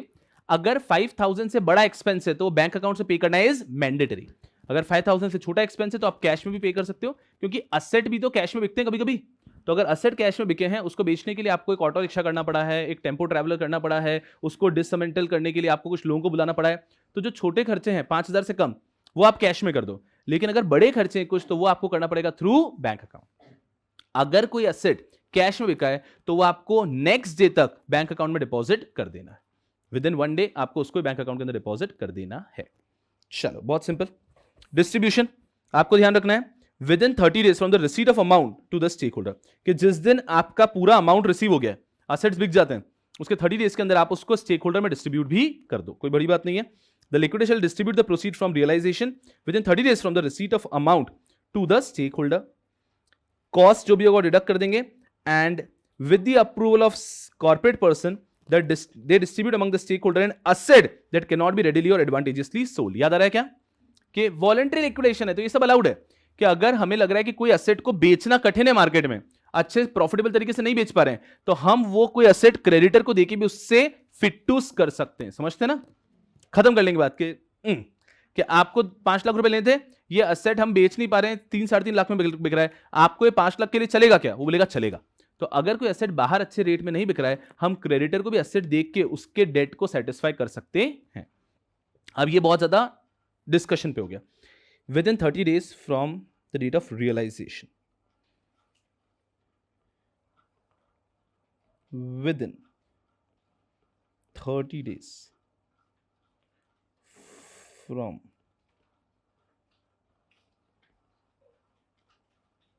जिस दिन पैसा आया उसके 30 डेज में क्या करना है? बांट देना है, डिस्ट्रीब्यूट कर देना है, वेरी इजी। चलिए एक इंपॉर्टेंट टॉपिक पढ़ाना, बाकी सब इजी है। 2 ये आ गया, रिटर्न ऑफ मनी। अगर किसी को रास्ते पे पड़ा हुआ नोट मिले तो वो लाके मंदिर में जमा करा देवे, ऐसा। ये क्या बात कर रहे हैं यहाँ पे कि अगर किसी भी क्लेमेंट को उसके डेट के अमाउंट से ज्यादा मिल गया अगर, तो उसको वापस लाके लिक्विडेटर को दे देना है। हा हा हा। Completion of liquidation, now this is important, ये 1-1.5 साल पहले अमेंड भी हुआ है। कंप्लीशन ऑफ लिक्विडेशन कहता है कि देखो, जैसे सीआईआरपी में प्रोविजन स्ट्रिक्ट है, वैसा स्ट्रिक्ट तो नहीं हो सकता ये। सीआईआरपी तो वेरी स्ट्रिक्ट कि नहीं किया तो आपको लिक्विडेट कर देंगे। एक कंपनी जो वॉलंटरी लिक्विडेशन, उसको डराओगे ही कैसे आप? डरा ही नहीं सकते आप। और फाइन वगैरह लेना भी कोई पर्पस नहीं है गवर्नमेंट का यहाँ पे, क्योंकि फिर तो लोग वॉलंटरी लिक्विडेशन करेंगे ही नहीं ना, तो गवर्नमेंट इसको पनिश नहीं करना चाहता। एक तो कंपनी खुद से आ रही है कि भाई हाँ हम सबको क्रेडिटर्स को पे करेंगे फुल, तो यहाँ पे कंपनी उनको छेड़ना नहीं चाहते, लेकिन फिर भी लॉ में एक टाइमलाइन तो देना पड़ेगा। तो लॉ ने यहाँ पे कहा है कि जब भी आप वॉलंटरी लिक्विडेशन कमेंस करते हो, 2 टाइमलाइन है, you have received any claim, you have not received any claim, ऐसा। अगर आपकी कोई क्रेडिटर है, अगर आपकी कोई क्रेडिटर ही नहीं है, ये कहते हैं अगर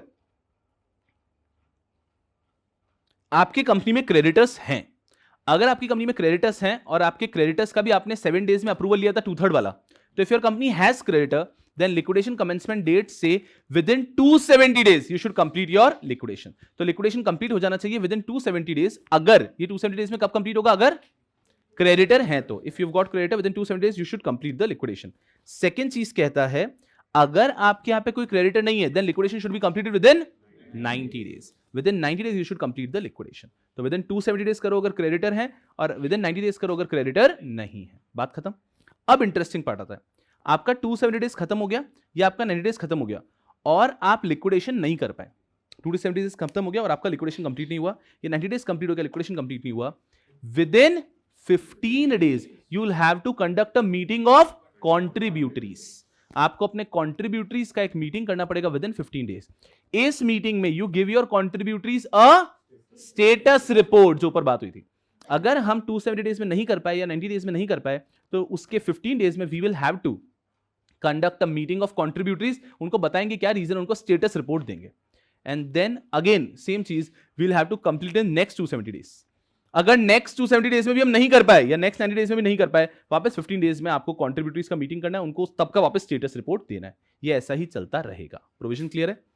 और जिस दिन आपको लगता है कि अब हमारा पूरा लिक्विडेशन हो गया है, तब आपको बनाना है एक फाइनल रिपोर्ट, और फाइनल रिपोर्ट लेके जाके देना है आपको एनसीएलटी को, आईबीबीआई को. सब कुछ फाइल हो ही रहा है. चलो, तो यहां पर आ गया बात स्टेटस रिपोर्ट की, और 270 डेज और 90 डेज का टाइम पीरियड जिसके अंदर पूरा का पूरा कंप्लीट हो जाना चाहिए. अब ये बता रहे हैं कि आपको स्टेटस रिपोर्ट में क्या क्या होगा. Settlement of list of stakeholder, कितने लोगों का सेटलमेंट हो चुका है. Detail of any asset that remain to be unsold, कितने असेट्स को बेचना बाकी है. डिस्ट्रीब्यूशन टू स्टेक होल्डर, कितनों को डिस्ट्रीब्यूट कर चुके हैं हम लोग. डिस्ट्रीब्यूशन ऑफ अनसोल्ड असेट, हमने असेट ही कितने लोगों को दे दिया है. डेवलपमेंट इन मटेरियल लिटिगेशन कुछ है, अवॉइडेंस ऑफ ट्रांजैक्शन कुछ है, और रीजन देना होगा कि क्यों हम 270 डेज या 90 डेज के अंदर पूरा लिक्विडेशन नहीं कर पाए. याद भी मत करो, सिंपली लॉजिकली देखो कि अगर हम बोले यार 270 डेज में लिक्विडेशन हुआ नहीं, तो बताओ कितने असेट बेच दिए, कितनी लायबिलिटीज को पे ऑफ कर दिया, कौन कौन से असेट बेचने बाकी है, कितनी लायबिलिटीज को पे ऑफ करना बाकी है. कोई क्रेडिटर है क्या जिसको आपने असेट ही देके खत्म कर दिया, हमने पढ़ा ना भी वो. और फिर आप बता दो कि कितना टाइम और लगेगा और क्या रीजन हो गया इस डीले का कि 270 डेज में आप कंप्लीट नहीं कर पाए. Status report. फिर ये कहते हैं स्टेटस रिपोर्ट के साथ में होना चाहिए ऑडिटेड अकाउंट्स ऑफ लिक्विडेशन, कि आपका ये जो भी, क्योंकि कॉन्ट्रीब्यूटरीज को शक होगा ना कि ये लिक्विडेटर के मजे तो नहीं ले रहा है, क्योंकि जितना टाइम चल रहा है इट इज लाइक रिक्शा में मीटर चलता है ना, वैसा फंडा है. क्योंकि लिक्विडेटर की फीस भी तो बनती जा रही है साथ में. लिक्विडेटर की फीस वन टाइम नहीं होती है, उसकी मंथली फीस भी बन रही है साथ में. तो जितना लंबे समय तक चलेगा, आपने सुना होगा कभी कि लॉयर केस को क्लोज ही नहीं करते, चलाते रहते 15-15 सालों तक, क्योंकि उनको हर हियरिंग पे वो आके 1,500, 2,000, 15,000, 25,000, 25 lakh lawyer to lawyer vary करता है, पर वो उतना पैसा तो आपसे लेता जाता है ना. तो कहीं लिक्विडेटर ऐसा ना करे, इसके लिए पूरा वो जो स्टेटस रिपोर्ट दे रहा है और साथ में audited accounts of the liquidation, कि अभी तक कितना रिसीट पेमेंट हुआ उसका ऑडिटेड अकाउंट्स दो हमको, कि आपने जो स्टेटस रिपोर्ट में लिखा है कितने असेट बेच दिए, इतने लायबिलिटीज पे ऑफ कर दिया, ये एक्चुअली भी हुआ है या नहीं हुआ है, ये आप दो. And liquidator shall file the status report with IBBI within 7 days of meeting of contributory. हर कॉन्ट्रीब्यूटरी की मीटिंग हुई, 270 डेज में कंप्लीट नहीं कर पाए, 14 डेज में मीटिंग होने के 7 दिन के अंदर ये जो स्टेटस रिपोर्ट है आईबीबीआई के पास भी जाएगा. बहुत ही भारी. रुक जाओ, अब यहां पे तो बहुत सारा टाइमलाइन है. अब इस बहुत सारे टाइमलाइन को देखना, स्क्रीन देखो. ए कहां गया? हाँ देखो, इसके अंदर एक तो पूरा टाइमलाइन यहां पर आ जाएगा कि लिक्विडेशन कमेंसमेंट डेट से 270 डेज का, लिक्विडेशन कमेंसमेंट डेट से 90 डेज का, जिसमें लिक्विडेशन हो जाना चाहिए. फिर आता है, ये तो मेन चीज बता देते हैं, फिर ये बताते हैं कि अगर लिक्विडेशन 270 डेज में नहीं हुआ या फिर लिक्विडेशन 90 डेज में नहीं हुआ, तो आपको क्या करना पड़ता है. यस, तो आपको करना है मीटिंग ऑफ कॉन्ट्रीब्यूटरीज 14 डेज. 15 है क्या? हो सॉरी, विद इन 15 डेज. इस 15 डेज के अंदर मीटिंग कर दी, उसके बाद आपको क्या करना है विद इन 7 डेज. ये ध्यान रखना है आपको, एकदम सिंपल, कि 270 डेज हो गया और लिक्विडेशन नहीं कर पाए, तो आपको 15 डेज के अंदर आपको मीटिंग करनी है कॉन्ट्रीब्यूटरीज की, और जिस दिन मीटिंग उसके 7 दिन में ये जो एनुअल स्टेटस, सॉरी जो स्टेटस रिपोर्ट आपने बनाई है, ये स्टेटस रिपोर्ट आप आईबीबीआई के पास भी फाइल कर दोगे. बहुत सिंपल है. चलो, अब बस एक खास चीज पढ़ानी है मुझे और बाकी सब खत्म हो गया. Where shall the liquidator deposit the amount in corporate voluntary liquidation account, उसका तो पूरा चार्ट आएगा.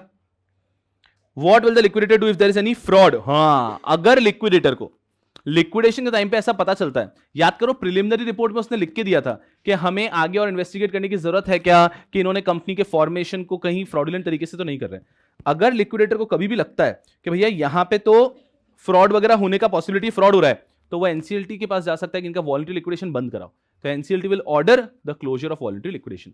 तो लिक्विडेटर को अगर थोड़ा सा भी लगता है, एक आयोटा ऑफ डाउट भी है कि यहाँ पे फ्रॉडुलेंट पर्पस के लिए हो सकता है, then he will make an application to NCLT. या फिर ये हो गया पहला, फ्रॉड लग रहा है. तो दूसरा, अगर लिक्विडेटर को ये भी लगता है कि यार ये लोग कह तो रहे हैं that they will be able to pay off their debt in full but they will not be able to pay off their debt in full, तब भी वो लिक्विडेटर का सप्लाई करेगा, तब भी वो ऑर्डर कर देगा एनसीएलटी दैट सस्पेंड कर दो. तो दो केस हो गए. अगर फ्रॉड मिला तो भी लिक्विडेटर एनसीएलटी के पास जाके वॉलंटरी लिक्विडेशन सस्पेंड करा सकता है, और दूसरा फ्रॉड नहीं मिला लेकिन liquidator is of the opinion कि 100% पे नहीं कर पाएंगे ये, तब भी वो एनसीएलटी के पास जाके वॉलंटरी लिक्विडेशन को सस्पेंड करवा सकते हैं.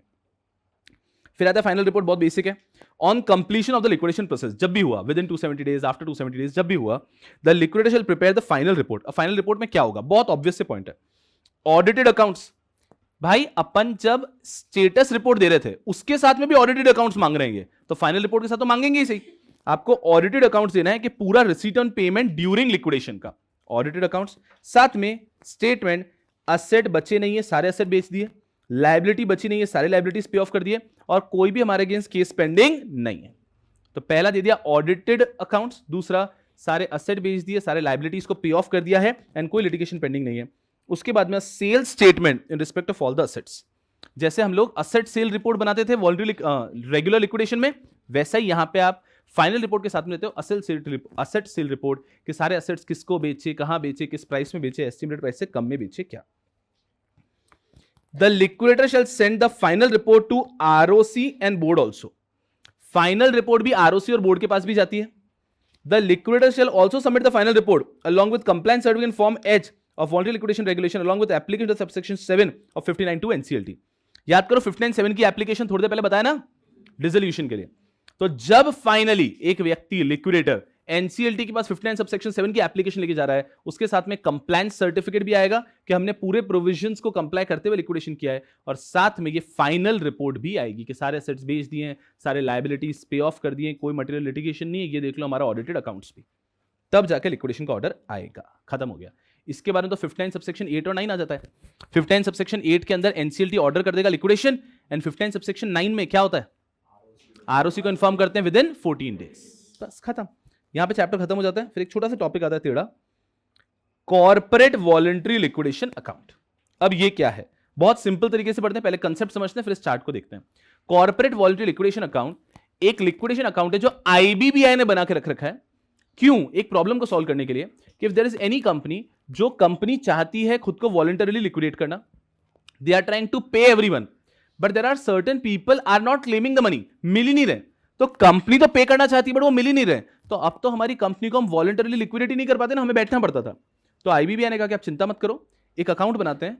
If you are trying to pay the money and the claimant is not taking the money, there is nobody to claim the money, you put the money in this particular account और आप अपने आप को voluntarily liquidate कर दो. वो व्यक्ति जब भी आएगा इस अकाउंट से पैसे लेके चला जाएगा. कंसेप्ट याद आया? अब इसको पढ़ने की कोशिश करते हैं step wise. Step 1, IBBI step 1 में बनाता है एक कॉर्पोरेट वॉलंटरी लिक्विडेशन अकाउंट. इसको कंपेयर करो थोड़ा सा, भले इन्वेस्टर एजुकेशन प्रोटेक्शन फंड जैसा कुछ, वैसा कुछ कंपेयर कर लो. तो वैसे ही कुछ आईबीबीआई बनाता है corporate voluntary liquidation account, but this is only for voluntary liquidation. Step 1. Step 2, कोई भी कंपनी है जिसका अनडिस्ट्रीब्यूटेड डिविडेंड या क्लेम है. डिविडेंड कब बोल सकते हैं, अगर शेयर होल्डर ही नहीं मिल रहा है, और क्लेम कब बोल देंगे, अगर क्रेडिटर नहीं मिल रहा है. तो हमारा अनडिस्ट्रीब्यूटेड डिविडेंड या अनडिस्ट्रीब्यूटेड क्लेम का अमाउंट है जो हम देने को रेडी है, बट वो लेने वाला व्यक्ति कोई क्लेम ही नहीं कर रहा है, हम उसके एड्रेस पे नोटिस देके थक गए, कोई आ ही नहीं रहा है. तो वो जो अनडिस्ट्रीब्यूटेड अमाउंट है स्टेप 2 के अंदर, वो हम डिपॉजिट करेंगे कॉर्पोरेट वॉलंटरी लिक्विडेशन अकाउंट के अंदर. स्टेप 3 ये रहा. कॉर्पोरेट वॉलंटरी लिक्विडेशन अकाउंट हमको देगा एक रिसीट कि भैया आपने ये 2 लाख रुपए मिस्टर ए के नाम के, 3 लाख रुपए मिस्टर बी के नाम के हमें डिपॉजिट कर दिए हैं, ये रिसीट आ गया. Step 4, now the company can go to IBBI, ROC step 4 में giving the name and amount of claim and manner of deposit, IBI को बताएंगे कि भैया ये 2 लोगों के पैसे बाकी थे, ले नहीं रहे थे, हमने इस मैनर में कॉर्पोरेट वॉलंटरी लिक्विडेशन अकाउंट में डिपॉजिट कर दिया है, ये उनका रिसीट वगैरह सब कुछ है। और फाइनली वो कंपनी स्टेप 5 में जा सकती है NCLT के पास फॉर डिसोल्यूशन, वही रिसीट वगैरह सब देगी, फाइनल रिपोर्ट देगी, कंप्लायंस सर्टिफिकेट देगी। अब स्टेप 5 में ये हो गया, ये रेगुलर काम खत्म हो चुका है। मान लो वो जो व्यक्ति है मिस्टर ए और बी, वो बाद में कभी आए, तो स्टेप 6 में they can apply for withdrawal along with proof. अगर कोई लीगल एयर है तो वो अकॉर्डिंगली प्रूफ लाएगा, कोई व्यक्ति खुद है तो वो अकॉर्डिंगली प्रूफ लाएगा, तो आपको अपना प्रूफ दिखा के यहां से पैसे क्लेम कर सकते हो स्टेप 6 के अंदर। स्टेप 7 में ये जो भी आपने कभी कोई व्यक्ति बाद में यहां से क्लेम करने आया, it has to be authorised by the officer of IBBI। तो IBBI को अपने officer any person not below the level of executive director, executive director के लेवल का कोई भी व्यक्ति को अपॉइंट करेगा in officer to manage this account, this person will authorise, तभी स्टेप 8 के अंदर इस अकाउंट से उस व्यक्ति के लिए अमाउंट रिलीज होगा। स्टोरी की तरह याद रखा तो काफी आसान हो जाता है। उसके बाद में लास्ट चीज, ये जो कॉर्पोरेट वॉलंटरी लिक्विडेशन अकाउंट है, इसमें अगर कोई अमाउंट रह गया फॉर 15 ईयर्स अनक्लेम्ड, तो वो ट्रांसफर हो जाएगा कंसोलिडेटेड फंड ऑफ इंडिया के अंदर। Consolidated fund of India is the पापा फंड, समझो सबसे बड़ा फंड यही है। Investor education protection fund in सबसे बड़ा है ये। तो कॉर्पोरेट वॉलंटरी लिक्विडेशन अकाउंट को अगर कंपेयर करना है तो आप इन्वेस्टर एजुकेशन प्रोटेक्शन फंड या इन्वेस्टर प्रोटेक्शन एजुकेशन फंड से कंपेयर कर सकते हो थोड़ा सा, पर इवेंचुअली जो कंसोलिडेटेड फंड ऑफ इंडिया ये बड़ा है, लोगों के जो भी फाइन वाइन का अमाउंट है वो यहीं जाता है। तो consolidated fund of India is the biggest fund.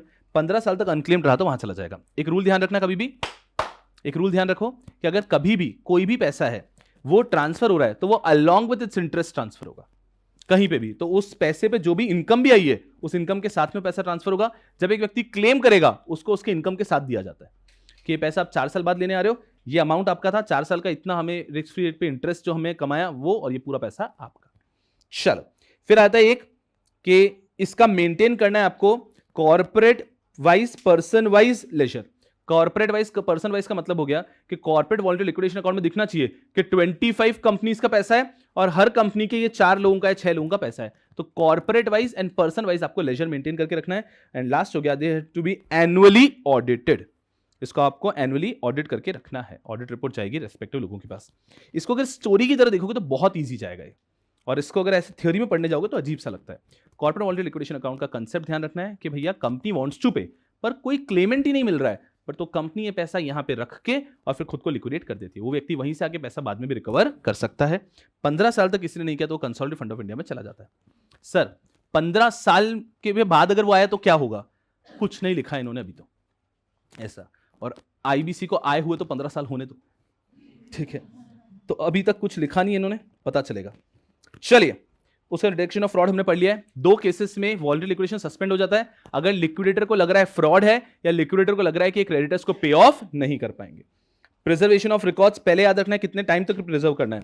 तो प्रिजर्व करके रखना है इलेक्ट्रॉनिक रिकॉर्ड्स को for period of 8 years and physical record को फॉर पीरियड ऑफ 3 ईयर्स। हमने कोर्ट का ऑर्डर देखा था, उसमें दोनों ही 8 ईयर्स बोल दिए, तो दोनों ही मेंटेन करेंगे। बट नॉर्मली लॉ तो कह रहा है कि physical records have to maintain for 3 years after the liquidation is over, and electronic records have to maintain for 8 years after the liquidation is over। पूरा NCLT, NCLT कोर्ट सबने कह दिया liquidation खत्म हो गया है, वहां से 3 साल 8 साल तक आपको मेंटेन करके रखना है। अब मेंटेन आप क्या करके रखोगे, तो उन्होंने सब कुछ कह दिया। एक एक काम जो आपने किया है, आपने पब्लिक अनाउंसमेंट दिया उसका रखो, SROR पास किया उसका करो, आपने टेक ओवर किया काम उनसे करो, आपने क्लेम को वेरीफाई कैसे किया उसको करो, आपने प्रोफेशनल को हायर किया उनके बारे में लिखो, जो भी स्टैट्यूटरी फाइलिंग की वो लिखो, आपने करस्पॉन्डेंस जितना भी आपस में बात हुई, लिक्विडेशन प्रोसेस के अंदर जो भी कॉस्ट हुआ, जितने आपने स्टेटस रिपोर्ट बनाए, फाइनल रिपोर्ट बनाए, कंप्लायंस, हर एक चीज का आपको रिकॉर्ड मेंटेन करके रखना है for 8 year and 3 year respectively. बहुत ज्यादा आसान। ये एक सिक्योर जगह पे रखोगे, दैट इज ऑब्वियस। एंड यहां पे तो यही चीज उन्होंने रिपीट कर दी है। Filing of form is also okay. 2 नाम है जो आपको, ये तो हमने एक रियल केसेस के देख लिए, तो ये ठीक है। 2 नाम है जो आपको याद रखना है। 2 कंपनीज का वॉलंटरी लिक्विडेशन हुआ, यहाँ पे कोई लीगल इश्यू नहीं है।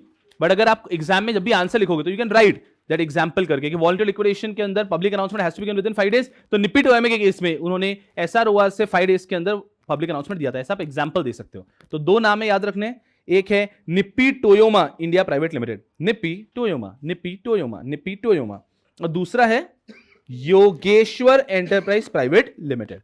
ये 2 नाम याद रखेंगे वॉलंटरी लिक्विडेशन के अंदर। इसके अंदर इन्होंने कुछ नया नहीं बताया है, हर एक चीज हमें ऑलरेडी पता थी। रुकते हैं यहां पे। अब 2 चीजें आपसे चेक करनी है कि आपको एक्चुअली हुए चैप्टर हुआ है या नहीं हुआ है। I am not just trying to teach you मैं आपको ये भी कोशिश करूं कि आपको पढ़ना कैसे चाहिए खुद से भी आपको समझ में आए, कि जहां आपको टाइमलाइन दिखते है एक अलग पेज पे लिखते रहो, तो एंड में आप टाइमलाइन को अच्छे से रिवाइज कर पाओगे।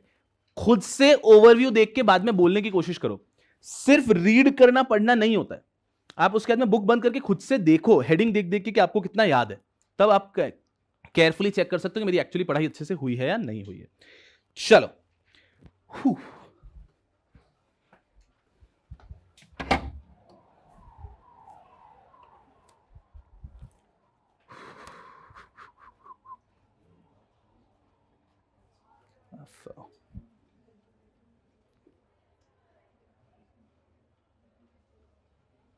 क्या गाना वाना गाऊं क्या मैं? आ क्यों नहीं रहे? अच्छा अच्छा,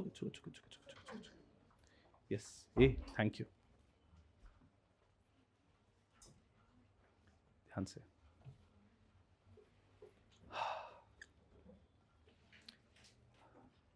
ए गुंडे, आप ही ने, नहीं बैठो बैठो बैठो, डांट नहीं रहा, तो आप ही ने वीडियो पोस्ट किया कि कल परसों कुछ एकदम तूफान सा। अरे मैं हाँ पूछ रहा हूँ सीरियसली, आप ही का था ना? बहुत ही भारी यार, बहुत ही तूफान एकदम, बहुत भारी। नहीं नहीं, अपने जीवन में जो अच्छा लगता है वो सब करना चाहिए आपको। पढ़ाई जरूरी है, पर साथ में जो दिल में आए, जैसे कि भाई वो आई थिंक जिम का कुछ तूफान सा ही था ना आपका। अरे बहुत ही भारी भाई, एकदम किली कर दिया। आपने रेस्टोरेंट ओपन किया था शायद पहले, बहुत ही भारी। और क्या, और कुछ लोगों ने तूफान किया हुआ है ना, बहुत लोगों ने यहाँ पे बताया था, वो आप स्टेट लेवल खेले हुए हो, बहुत ही भारी। ऐसा जो दिमाग में ऐसा कुछ ना कुछ करते रहना चाहिए, बहुत ही भारी। पढ़ाई भी करनी है सबसे पहले, अहम है। लाइफ में फेज मैनर में आपको पता होना चाहिए कि आपके टारगेट्स के अगले 6 महीने क्या करना है, ऐसा कि 6 महीने के लिए प्राथमिकता मेरी क्या होनी चाहिए। You can change your priorities time के हिसाब से। तो आपके लिए बस अभी के फेज में यह है कि नेक्स्ट 6 मंथ्स आपकी प्रायोरिटी शुड भी पढ़ाई। या आप पीछे आप लोग वो करते हो ना, टिंग टिंग टिंग, जो भी मतलब होस्ट वगैरह बहुत भारी, तो जो भी ऐसी चीजें करो, बस क्या करो, you can keep on changing it up. आप फ्लूट बजाते हो, बहुत ही तूफान। आपने क्या करना है, बस अपने 6 मंथ्स के प्लान बना के रखा करो कि 6 महीने के लिए प्रायोरिटी को चेंज कर दिया। अभी प्राथमिकता नंबर 1 ये, 2 ये, 3 ये, 4 ये, अगले 6 महीने के लिए वापस चेंज कर देना ना, तब आपको मजा आएगा, तब जीवन को आप आनंद ले पाओगे। अदरवाइज एकदम घिचपिची हो जाएगा। और कोई चीज जो पसंद है उसको पूरा छोड़ना भी नहीं है। बस हो सकता है कि आपके लिए भी पढ़ाई, आप कुछ बच्चे बहुत संघर्ष के बाद एग्जीक्यूटिव पास होते हैं, तो उनको ऐसा लगता है कि भाई अब 6 महीने पढ़ाई को प्राथमिकता 1 रखना है। प्रॉब्लम नहीं है, आपकी जो दूसरी चीज को प्रायोरिटी 2 या 3 पे आ गई ना, कि टाइम मिला तो संडे को कर लेंगे, थोड़ा कभी और कर लेंगे, बिल्कुल छोड़ना नहीं चाहिए। और वापस सोचो ना, जीवन में जैसी चीज आपके हाथ में आई उसको प्रायोरिटी 1 पे ले लेना। जीवन में एक फेज आएगा जब आपकी प्रायोरिटी 1 पे आप रख दोगे कि मेरी अभी प्रायोरिटी 1 पे क्या है, घूमना फिरना और कुछ नहीं। जीवन पे एक फेज आता है, प्रायोरिटी 1 पे क्या है, सिर्फ माँ बाप और कुछ नहीं। प्रायोरिटी 1 पे क्या है, आप समझ सकते हो, वो और कुछ नहीं। And that is perfectly okay, that is how you should live your life. कि आपकी प्राथमिकता है, it keeps on changing with time. कि 1 साल इस पे ध्यान देना है, हेल्थ, कि अब 2 साल सिर्फ हेल्थ पे ध्यान देना है, बाकी चीजें बंद नहीं हो जाती, सेकंड थर्ड पे आ जाती है। If you can manage that off, then you will be able to live life. आप कभी कभी क्या होता है, इतना ऑर्गेनाइज सोचते ही नहीं हो, आप ऐसे चले जा रहे हो। तो अगर आप ऑर्गेनाइज करोगे ना, मेरे 6 महीने की प्रायोरिटी ये है, फिर वापस स्विच कर दूंगा मैं, ऐसा, अरे क्या आनंद आएगा जीवन में आपको। चलो छोड़ो, हम लोग वापस यहां पर आते हैं। यस, चलिए सेक्शन ऑफ 59। सेक्शन ऑफ 59 के अंदर आपको याद कैसे रखना है, 4 वीक, 7 डेज, 7 डेज, 14 डेज। सबसे पहले आपका कंपनी का कोई डिफॉल्ट होना नहीं चाहिए, तभी आप एलिजिबल हो। Then majority of directors have to give a declaration on affidavit saying that they have inquired into the affairs of the company and the company either has no debt or if there is any debt the company will be able to pay off it in full. Second affidavit पे declaration that we are not doing this to defraud any person. साथ में we'll have to give 2 things also. First, audited financial statement of preceding 2 year business operations की details, and second thing, valuation report if any. ये हो गया आपके 4 weeks के अंदर। उसके 7 डेज के अंदर, 4 वीक्स के अंदर बोर्ड रेजोल्यूशन, उसके 4 वीक के अंदर एसआर या ओआर। नॉर्मल केस में आपको स्पेशल रेजोल्यूशन पास करना है, लेकिन अगर आपकी कंपनी ने अपने एओए एमओए के अंदर एक इवेंट या एक टाइम पीरियड बता रखा था, वो इवेंट अकम्प्लिश हो गया, टाइम पीरियड एक्सपायर हो गया, and now you are liquidating the company, then you just need to pass OR. ये ओआर एसआर पास करके आप 2 चीजें करते हो, you initiate voluntary liquidation and you appoint some IP as liquidator and IP as liquidator. उसके बाद में if your company has any creditor, then the creditor has to, creditor है तो क्रेडिटर को देना है अपना approval by 2/3 in value, and then once the approval is done, SR OR creditor, within 7 days you have to inform ROC and IBBI. यहां पर NCLT involve नहीं है तो आईबीबीआई को हर एक चीज बतानी पड़ती है, बस ऐसा है, बता दिया। एंड लास्ट 14 डेज आता है 59 सबसेक्शन 7, 8, 9। 59 सबसेक्शन 7 कहता है कि जब ये पूरा वॉलंटरी लिक्विडेशन हो जाएगा, ये सारे रेगुलेशन का कंटेंट हो जाएगा, एंड में लिक्विडेटर फाइनल रिपोर्ट लेके, कंप्लायंस सर्टिफिकेट लेके, और अपने साथ में final report, compliance certificate and audited report and everything, ये सब चीजें लेकर जाता है एनसीएलटी के पास फॉर डिसोल्यूशन। 59(8) कहता है कि एनसीएलटी डिसोल्यूशन का ऑर्डर पास कर देगा। 59(9) कहता है कि NCLT will order the liquidator, भले डायरेक्टली नहीं कहता है बट हमें पता है यही कहता है कि NCLT will order the liquidator to file this with ROC within 14 days. जिस दिन लिक्विडेटर को ऑर्डर की कॉपी मिली लिक्विडेशन की डिसोल्यूशन की, उसके 14 डेज में वो आरओसी को इन्फॉर्म कर देगा। बहुत ही आसान। फिर हम लोगों ने यहां पे शुरू किया था initiation of liquidation regulation number 3, ये तो सेम ही है। अब यहां पे ध्यान देना, कुछ आपको रेगुलेशन याद हो जाएंगे। सेकंड रेगुलेशन में 4 इफेक्ट ऑफ लिक्विडेशन, ये कहता है जिस दिन एसआरओआर पास हुआ वहीं से उसी को लिक्विडेशन कमेंसमेंट डेट मान लिया जाएगा। जिस दिन एसआरओआर पास हुआ वही लिक्विडेशन कमेंसमेंट डेट है। वहां से कंपनी का नाम बंद नहीं होता, कंपनी का नाम तो बंद डिसोल्यूशन से होगा, बट वहां से आपका लिक्विडेशन शुरू हो जाता है।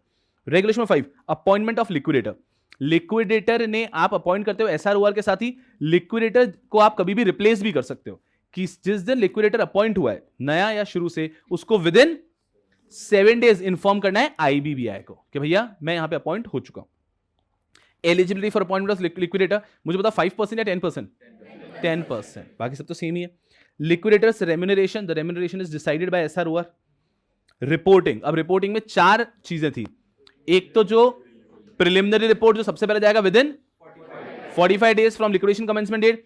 फिर अगर हम टाइम पे लिक्विडेशन कंप्लीट नहीं कर पाए, स्टेटस रिपोर्ट, सब कुछ कंप्लीट करने के लिए एंड में फाइनल रिपोर्ट, और जब जब स्टेक होल्डर की मीटिंग अगर हमने की तो उसके मिनट्स बनेंगे। Simple.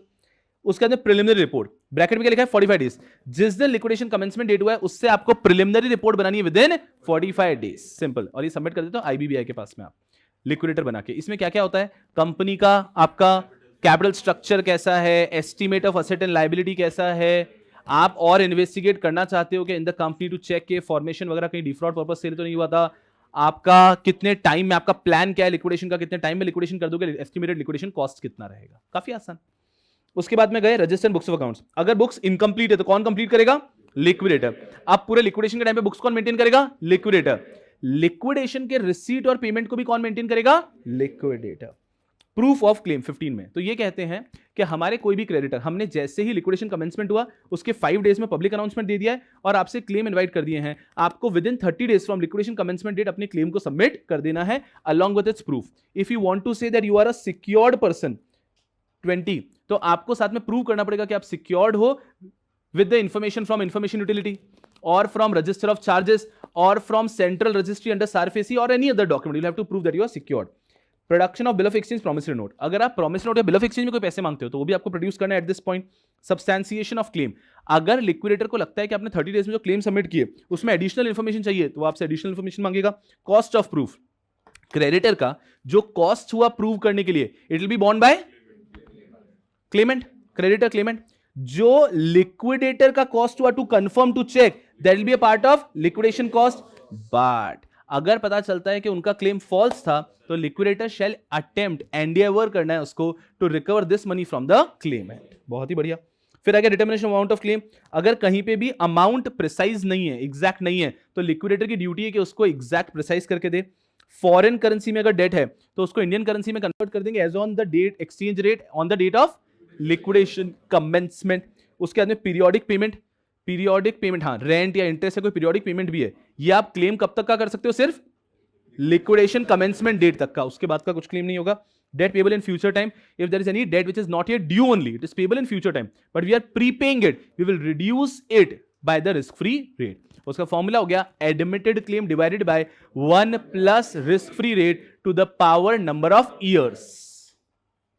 Mutual credit and set off, कि अगर किसी व्यक्ति से लेना देना दोनों बाकी है तो जो नेट अमाउंट है वही ले दे लेंगे। वेरिफिकेशन ऑफ क्लेम, जिस दिन लिक्विडेशन कमेंसमेंट डेट होता है उसके 5 डेज के अंदर हम लोगों ने पब्लिक अनाउंसमेंट दिया होगा, उससे क्लेम मंगवाए होंगे, उसके 30 डेज में क्लेम आ गए होंगे, उसके 30 डेज में it is the duty of liquidator to verify the claims. List of stakeholder, अब यहां पे है 45 डेज पर हमें ध्यान रखना है, नॉर्मली 45 होगा बट 15 भी हो सकता है। अगर क्लेम आए हैं तो ये जो last date for submission of claim था यहां से 45 डेज के अंदर list of stakeholder ready हो जाना चाहिए, और अगर कोई क्लेम आई नहीं, कोई क्रेडिटर नहीं है, तो यहां से विद इन 15 डेज ही आपको list of stakeholder ready कर लेना है। बहुत ही ज्यादा आसान। फिर लिस्ट ऑफ स्टेक होल्डर में आप सब कुछ लिखते हो कि स्टेक होल्डर का नाम वगैरह आ जाएगा, उनका अमाउंट कितना बाकी, एसेट क्या है, सब कुछ सिक्योर्ड है अनसिक्योर्ड है ये सब। Manner of sale, liquidator plan करेगा कि एसेट्स को सेल कैसे करना है। Recovery of money, he will try and make sure कि पूरा एसेट को वैसा बेचे कि मैक्सिमम अमाउंट रिकवर हो पाए। रिकवरी ऑफ मनी ड्यू, कि जो भी पैसा है वो हम लोग मैक्सिमम रिकवर करने की कोशिश करेंगे बाय द सेल। अब यहां पे ध्यान से देखना, एक रेगुलेशन 33 मिसिंग है, दिख रहा है ना, 32 का 34 है, उसको भी हम रेगुलेशन के अंदर जाके पढ़ेंगे। ये पहले हमारे मॉड्यूल में थी, उन्होंने रिसेंटली मॉड्यूल से हटा दिया इसको, तो एक बार फिर भी हम पढ़ लेंगे क्योंकि पास्ट ईयर क्वेश्चन में इसका क्वेश्चन है, क्योंकि ये पहले तो मॉड्यूल में थी ना, तो ठीक है पढ़ के देखेंगे, कोई प्रॉब्लम नहीं है, वो सरप्राइज में कुछ भी कर सकते हैं कभी भी। उसके बाद में आ गया 34, all money to be paid into a bank account, कुछ भी पैसा होगा आपको कंपनी का एक नया बैंक अकाउंट ओपन करना है जिसका नाम होगा so and so company in voluntary liquidation. कोई भी असेट सेल हुआ, जो भी पैसा आना है वो इसी के अंदर आना है। अगर कैश में सेल हुआ है तो आपको विद इन 1 डे ये पैसा यहां पे जमा भी करवा देना है। जो भी एक्सपेंसेस होंगे लिक्विडेशन के, they will also be paid out of this particular account. Any expense more than 5,000 has to be paid through bank account. Distribution, जिस दिन कोई भी असेट को आपने सेल कर दिया, पैसा आ चुका है, रियलाइजेशन हो गया, उसके 30 डेज के अंदर आपको उसको डिस्ट्रीब्यूट भी कर देना है। रिटर्न ऑफ मनी, फुद्दू सेक्शन, अगर किसी क्लेमेंट को गलती से ज्यादा पैसे मिल गए तो उसको बचा हुआ पैसा लाके दे देना है। 37 is important, completion of liquidation. The liquidation should be completed within 270 days from liquidation commencement date in case you have a creditor. If you do not have any creditor, then it has to be completed within 90 days from liquidation commencement date. ये पहली बात. If you are unable to complete it within 270 days or 90 days, then within 15 days from the expiry of 270 or 90 days, you will have to conduct a meeting of contributories. At this meeting, the liquidator has to give them status report.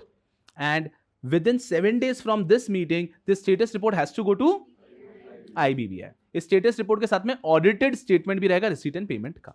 बढ़िया। Final report, ये हम लोग पढ़ लेते हैं and में कि जो लिक्विडेटर है उसको अगर 59 सबसेक्शन 7, सही है क्या, 59 सबसेक्शन 7 के अंदर एप्लीकेशन फाइल करना है फॉर डिसोल्यूशन, तो उसके साथ में उसको कंप्लायंस सर्टिफिकेट देना है और फाइनल रिपोर्ट देना है। कि फाइनल रिपोर्ट के अंदर सब कुछ बताएगा कि हम लोगों ने सब कुछ कर दिया भाई, ऑडिटेड स्टेटमेंट भी दे देगा भैया, रिसीट एंड पेमेंट अकाउंट का ऑडिटेड स्टेटमेंट भी आ गया, फिर कंपनी की कोई एसेट भी नहीं है सब बेच दिए, कंपनी कोई लायबिलिटी भी नहीं है सब पे ऑफ कर दी, और कंपनी कोई मटेरियल लिटिगेशन भी नहीं है, ये सब लिख के देता है। तब जाकर NCLT एडजुडिकेटिंग अथॉरिटी आपको डिसोल्यूशन ऑर्डर दे देता है अंडर 59 सबसेक्शन 8। फिर कॉर्पोरेट वॉलंटरी लिक्विडेशन अकाउंट जो हमने भी पूरा पढ़ा, corporate voluntary liquidation account of India, कि अगर कभी भी ऐसा एक कंपनी है जिस कंपनी के पास में the company wants to pay off everyone but there are a few people who are not claiming the money, तो company can deposit that particular amount in corporate voluntary liquidation account, the account will give them a receipt, the receipt along with details have to be filed with IBBI and then you can go to NCLT for dissolution. NCLT से dissolution का order भी आ गया, बात खत्म। ये व्यक्ति अगर कुछ सालों बाद आया तो ये जा सकता है कॉर्पोरेट वॉलंटरी लिक्विडेशन अकाउंट के अंदर along with proof. Corporate voluntary liquidation account के अंदर IBBI का एक ऑफिसर होता है नॉट बिलो एग्जीक्यूटिव डायरेक्टर, जो कि उसको वेरीफाई करेगा, अप्रूव करेगा, उसी के बाद इसको ये पैसा मिलेगा। अगर 15 साल तक अनक्लेम्ड अमाउंट यहां पर पड़ा हुआ है तो अलॉन्ग विद इंटरेस्ट अर्न ये पूरा पूरा पैसा चला जाएगा to consolidated fund of India. इसका एनुअली ऑडिट भी होता रहता है और इसके अंदर डिटेल्स मेंटेन करके रखने कॉर्पोरेट वाइज, पर्सन वाइज। बढ़िया। फिर आ गया डिटेक्शन ऑफ फ्रॉड और इंसॉल्वेंसी। ये दो चीजें, अगर वॉलंटरी लिक्विडेशन के दौरान लिक्विडेटर को लगता है कि ये तो वॉलंटरी लिक्विडेशन में कुछ फ्रॉड है, या फिर उसको लिक्विडेशन के टाइम पे, वॉलंटरी लिक्विडेशन के टाइम पे लगता है कि ये company will not be able to pay off its debt in full, they can apply to NCLT and NCLT can suspend the voluntary liquidation. And last, the preservation of records. The records have to be preserved for 8 years in electronic form and from 3 years in physical form from पूरा liquidation complete हो गया bye NCLT high court कहीं पे भी गया appeal में, तो finally जब लिक्विडेशन का ऑर्डर आ चुका है वहां से 8 साल 3 साल तक आपको रिकॉर्ड्स मेंटेन करके रखने हैं।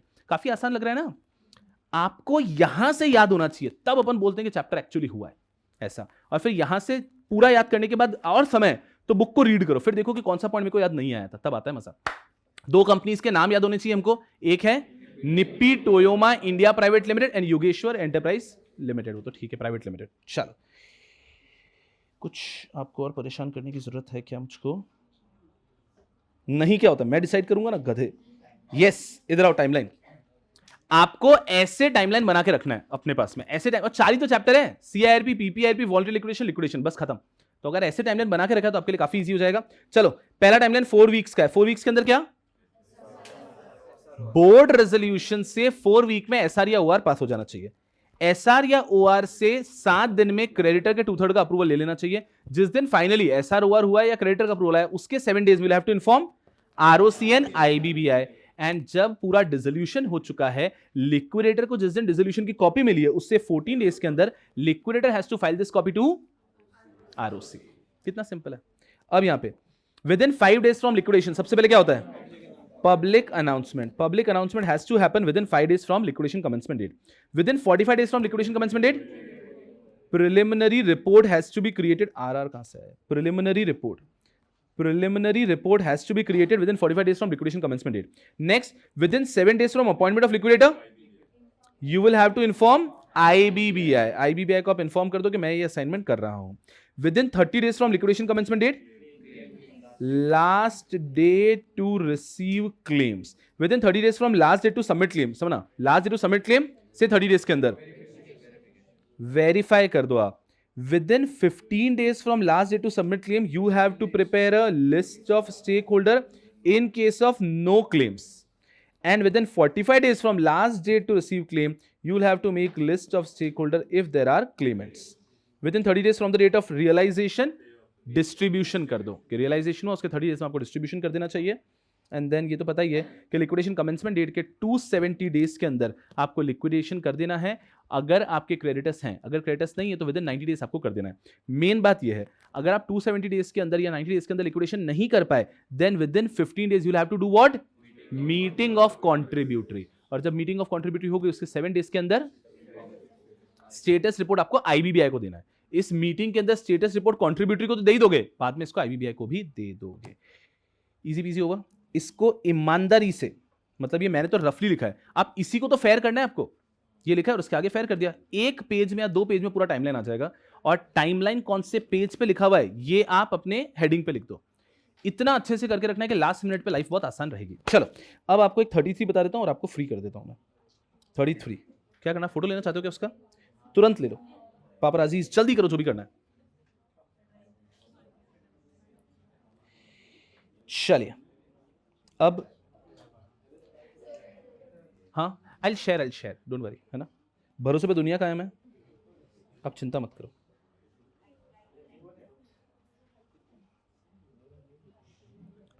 सब लोग बने रहना. 33 देख लेते हैं फटाफट से and then we'll close it up. इस चैप्टर के ग्रीन अभ्यास शीट में आपको 33 दिखेगा. वहां पे मैंने रेफर मॉडल आंसर लिख रखा होगा, बट थोड़ा क्लास में देख ले तो बेटर है. Focus here.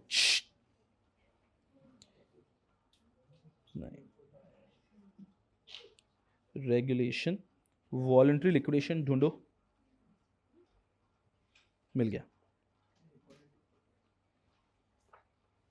चलिए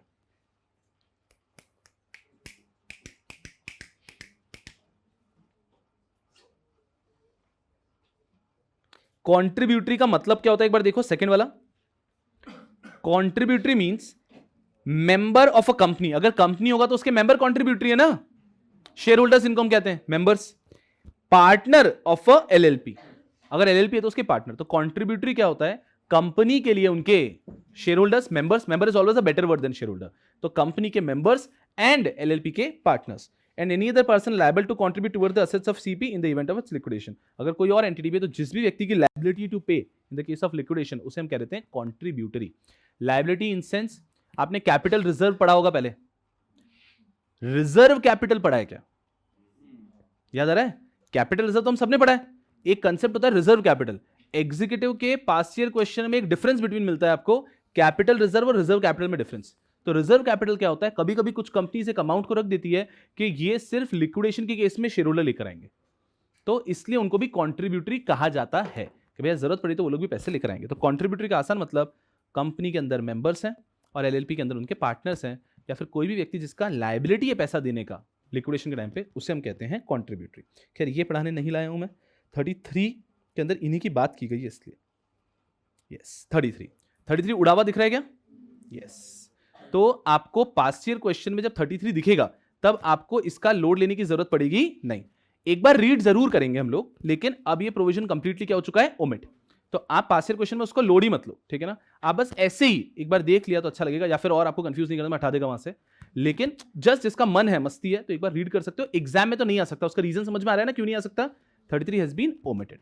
33 बात करता था कि कॉन्ट्रीब्यूटरी से पैसा लेना है। तो 33 क्या बोलता था, अच्छे से सुनो and that will be all. 33 ये कहता था पहले कि अगर कभी भी कंपनी के अंदर कंपनी वॉलंटरीली लिक्विडेट हो रही है बट हमें शेयर होल्डर से कुछ पैसा लेना बाकी है, शेयर होल्डर से पैसा लेना बाकी हो सकता है बिकॉज ऑफ रिजर्व कैपिटल या फिर अनपेड अमाउंट है किसी का, सही है। तो अगर हमें हमारे शेयर होल्डर से भी कुछ पैसा लेना बाकी है तो 33 कहता था जब तक वो कॉन्ट्रीब्यूटरी वो पैसा नहीं दे देता है तब तक उसको यहां से डिविडेंड का एक पैसा भी नहीं मिलेगा। बात समझ में आ रही है। तो अगर मान लो मैं एक शेयर होल्डर हूं, मैं कह रहा हूं कि यार मेरा 2 रुपए पेड अप बाकी है पर यहां पे मुझे 8 रुपए मिलने वाले हैं, तो एक काम करो ना 6 रुपए नेट ऑफ दे दो मेरे को। ऐसा नहीं, 33 कहता था कि जब भी किसी भी कॉन्ट्रीब्यूटरी का कुछ पैसा बाकी रहेगा वो पहले वो पूरा पैसा जमा कराएगा। उसके लिए 15 डेज का नोटिस पीरियड था कि उसको नोटिस देंगे 15 डेज में वो जमा कराएगा। अगर वो जमा नहीं कराता तो उसका जो पैसा है फॉरफीट कर लेंगे हम। वॉलंटरी लिक्विडेशन है मतलब उनको मिलने वाला है, ये बात तो क्लियर है ना। इंसॉल्वेंसी में प्रॉब्लम आएगी, वॉलंटरी तो पैसा तो पड़ा है हमारे पास बहुत, पर हम रूल से चाहते हैं कि आप पहले अपना पैसा जमा कराओ फिर हम आपको बचाओ पैसा देंगे। ओमिट करने के पीछे पोटेंशियल रीजन ये दिखता है कि बहुत थियोरेटिकल है क्योंकि ये सब कंसेप्ट रियल लाइफ में होते नहीं है। तो ये पहले प्रोविजन था, पास्ट ईयर क्वेश्चन में इसका क्वेश्चन भी दिखेगा, बट अब ये मॉड्यूल के अंदर नहीं है क्योंकि इट हैज बीन रिसेंटली, 1 साल हुआ होगा, ओमिटेड। Way good here? चलो खेल कूद ऐश करो। वॉलंटरी लिक्विडेशन आई थिंक अच्छे से डन हो चुका है। बस यस कुछ पूछना चाहते थे, कुछ किसमें कवर हो जाएगा? हाँ बस उसी के लिए 33 ने एक्सप्रेसली रखा था, but reserve capital is a theoretical concept, होता नहीं है, इस कारण से इनको उसकी जरूरत ही नहीं पड़ती है। बाकी रिजर्व कैपिटल क्या होता है कि हमने एक अमाउंट को रिजर्व कर रखा है, हम एंड में देंगे अगर जरूरत पड़ी तो। हाँ हो तो गया है बट उसके लिए स्पेसिफिक रखने की जरूरत ही नहीं है, कह रहे हैं। बिल्कुल ठीक बात है, प्रॉब्लम नहीं। चलो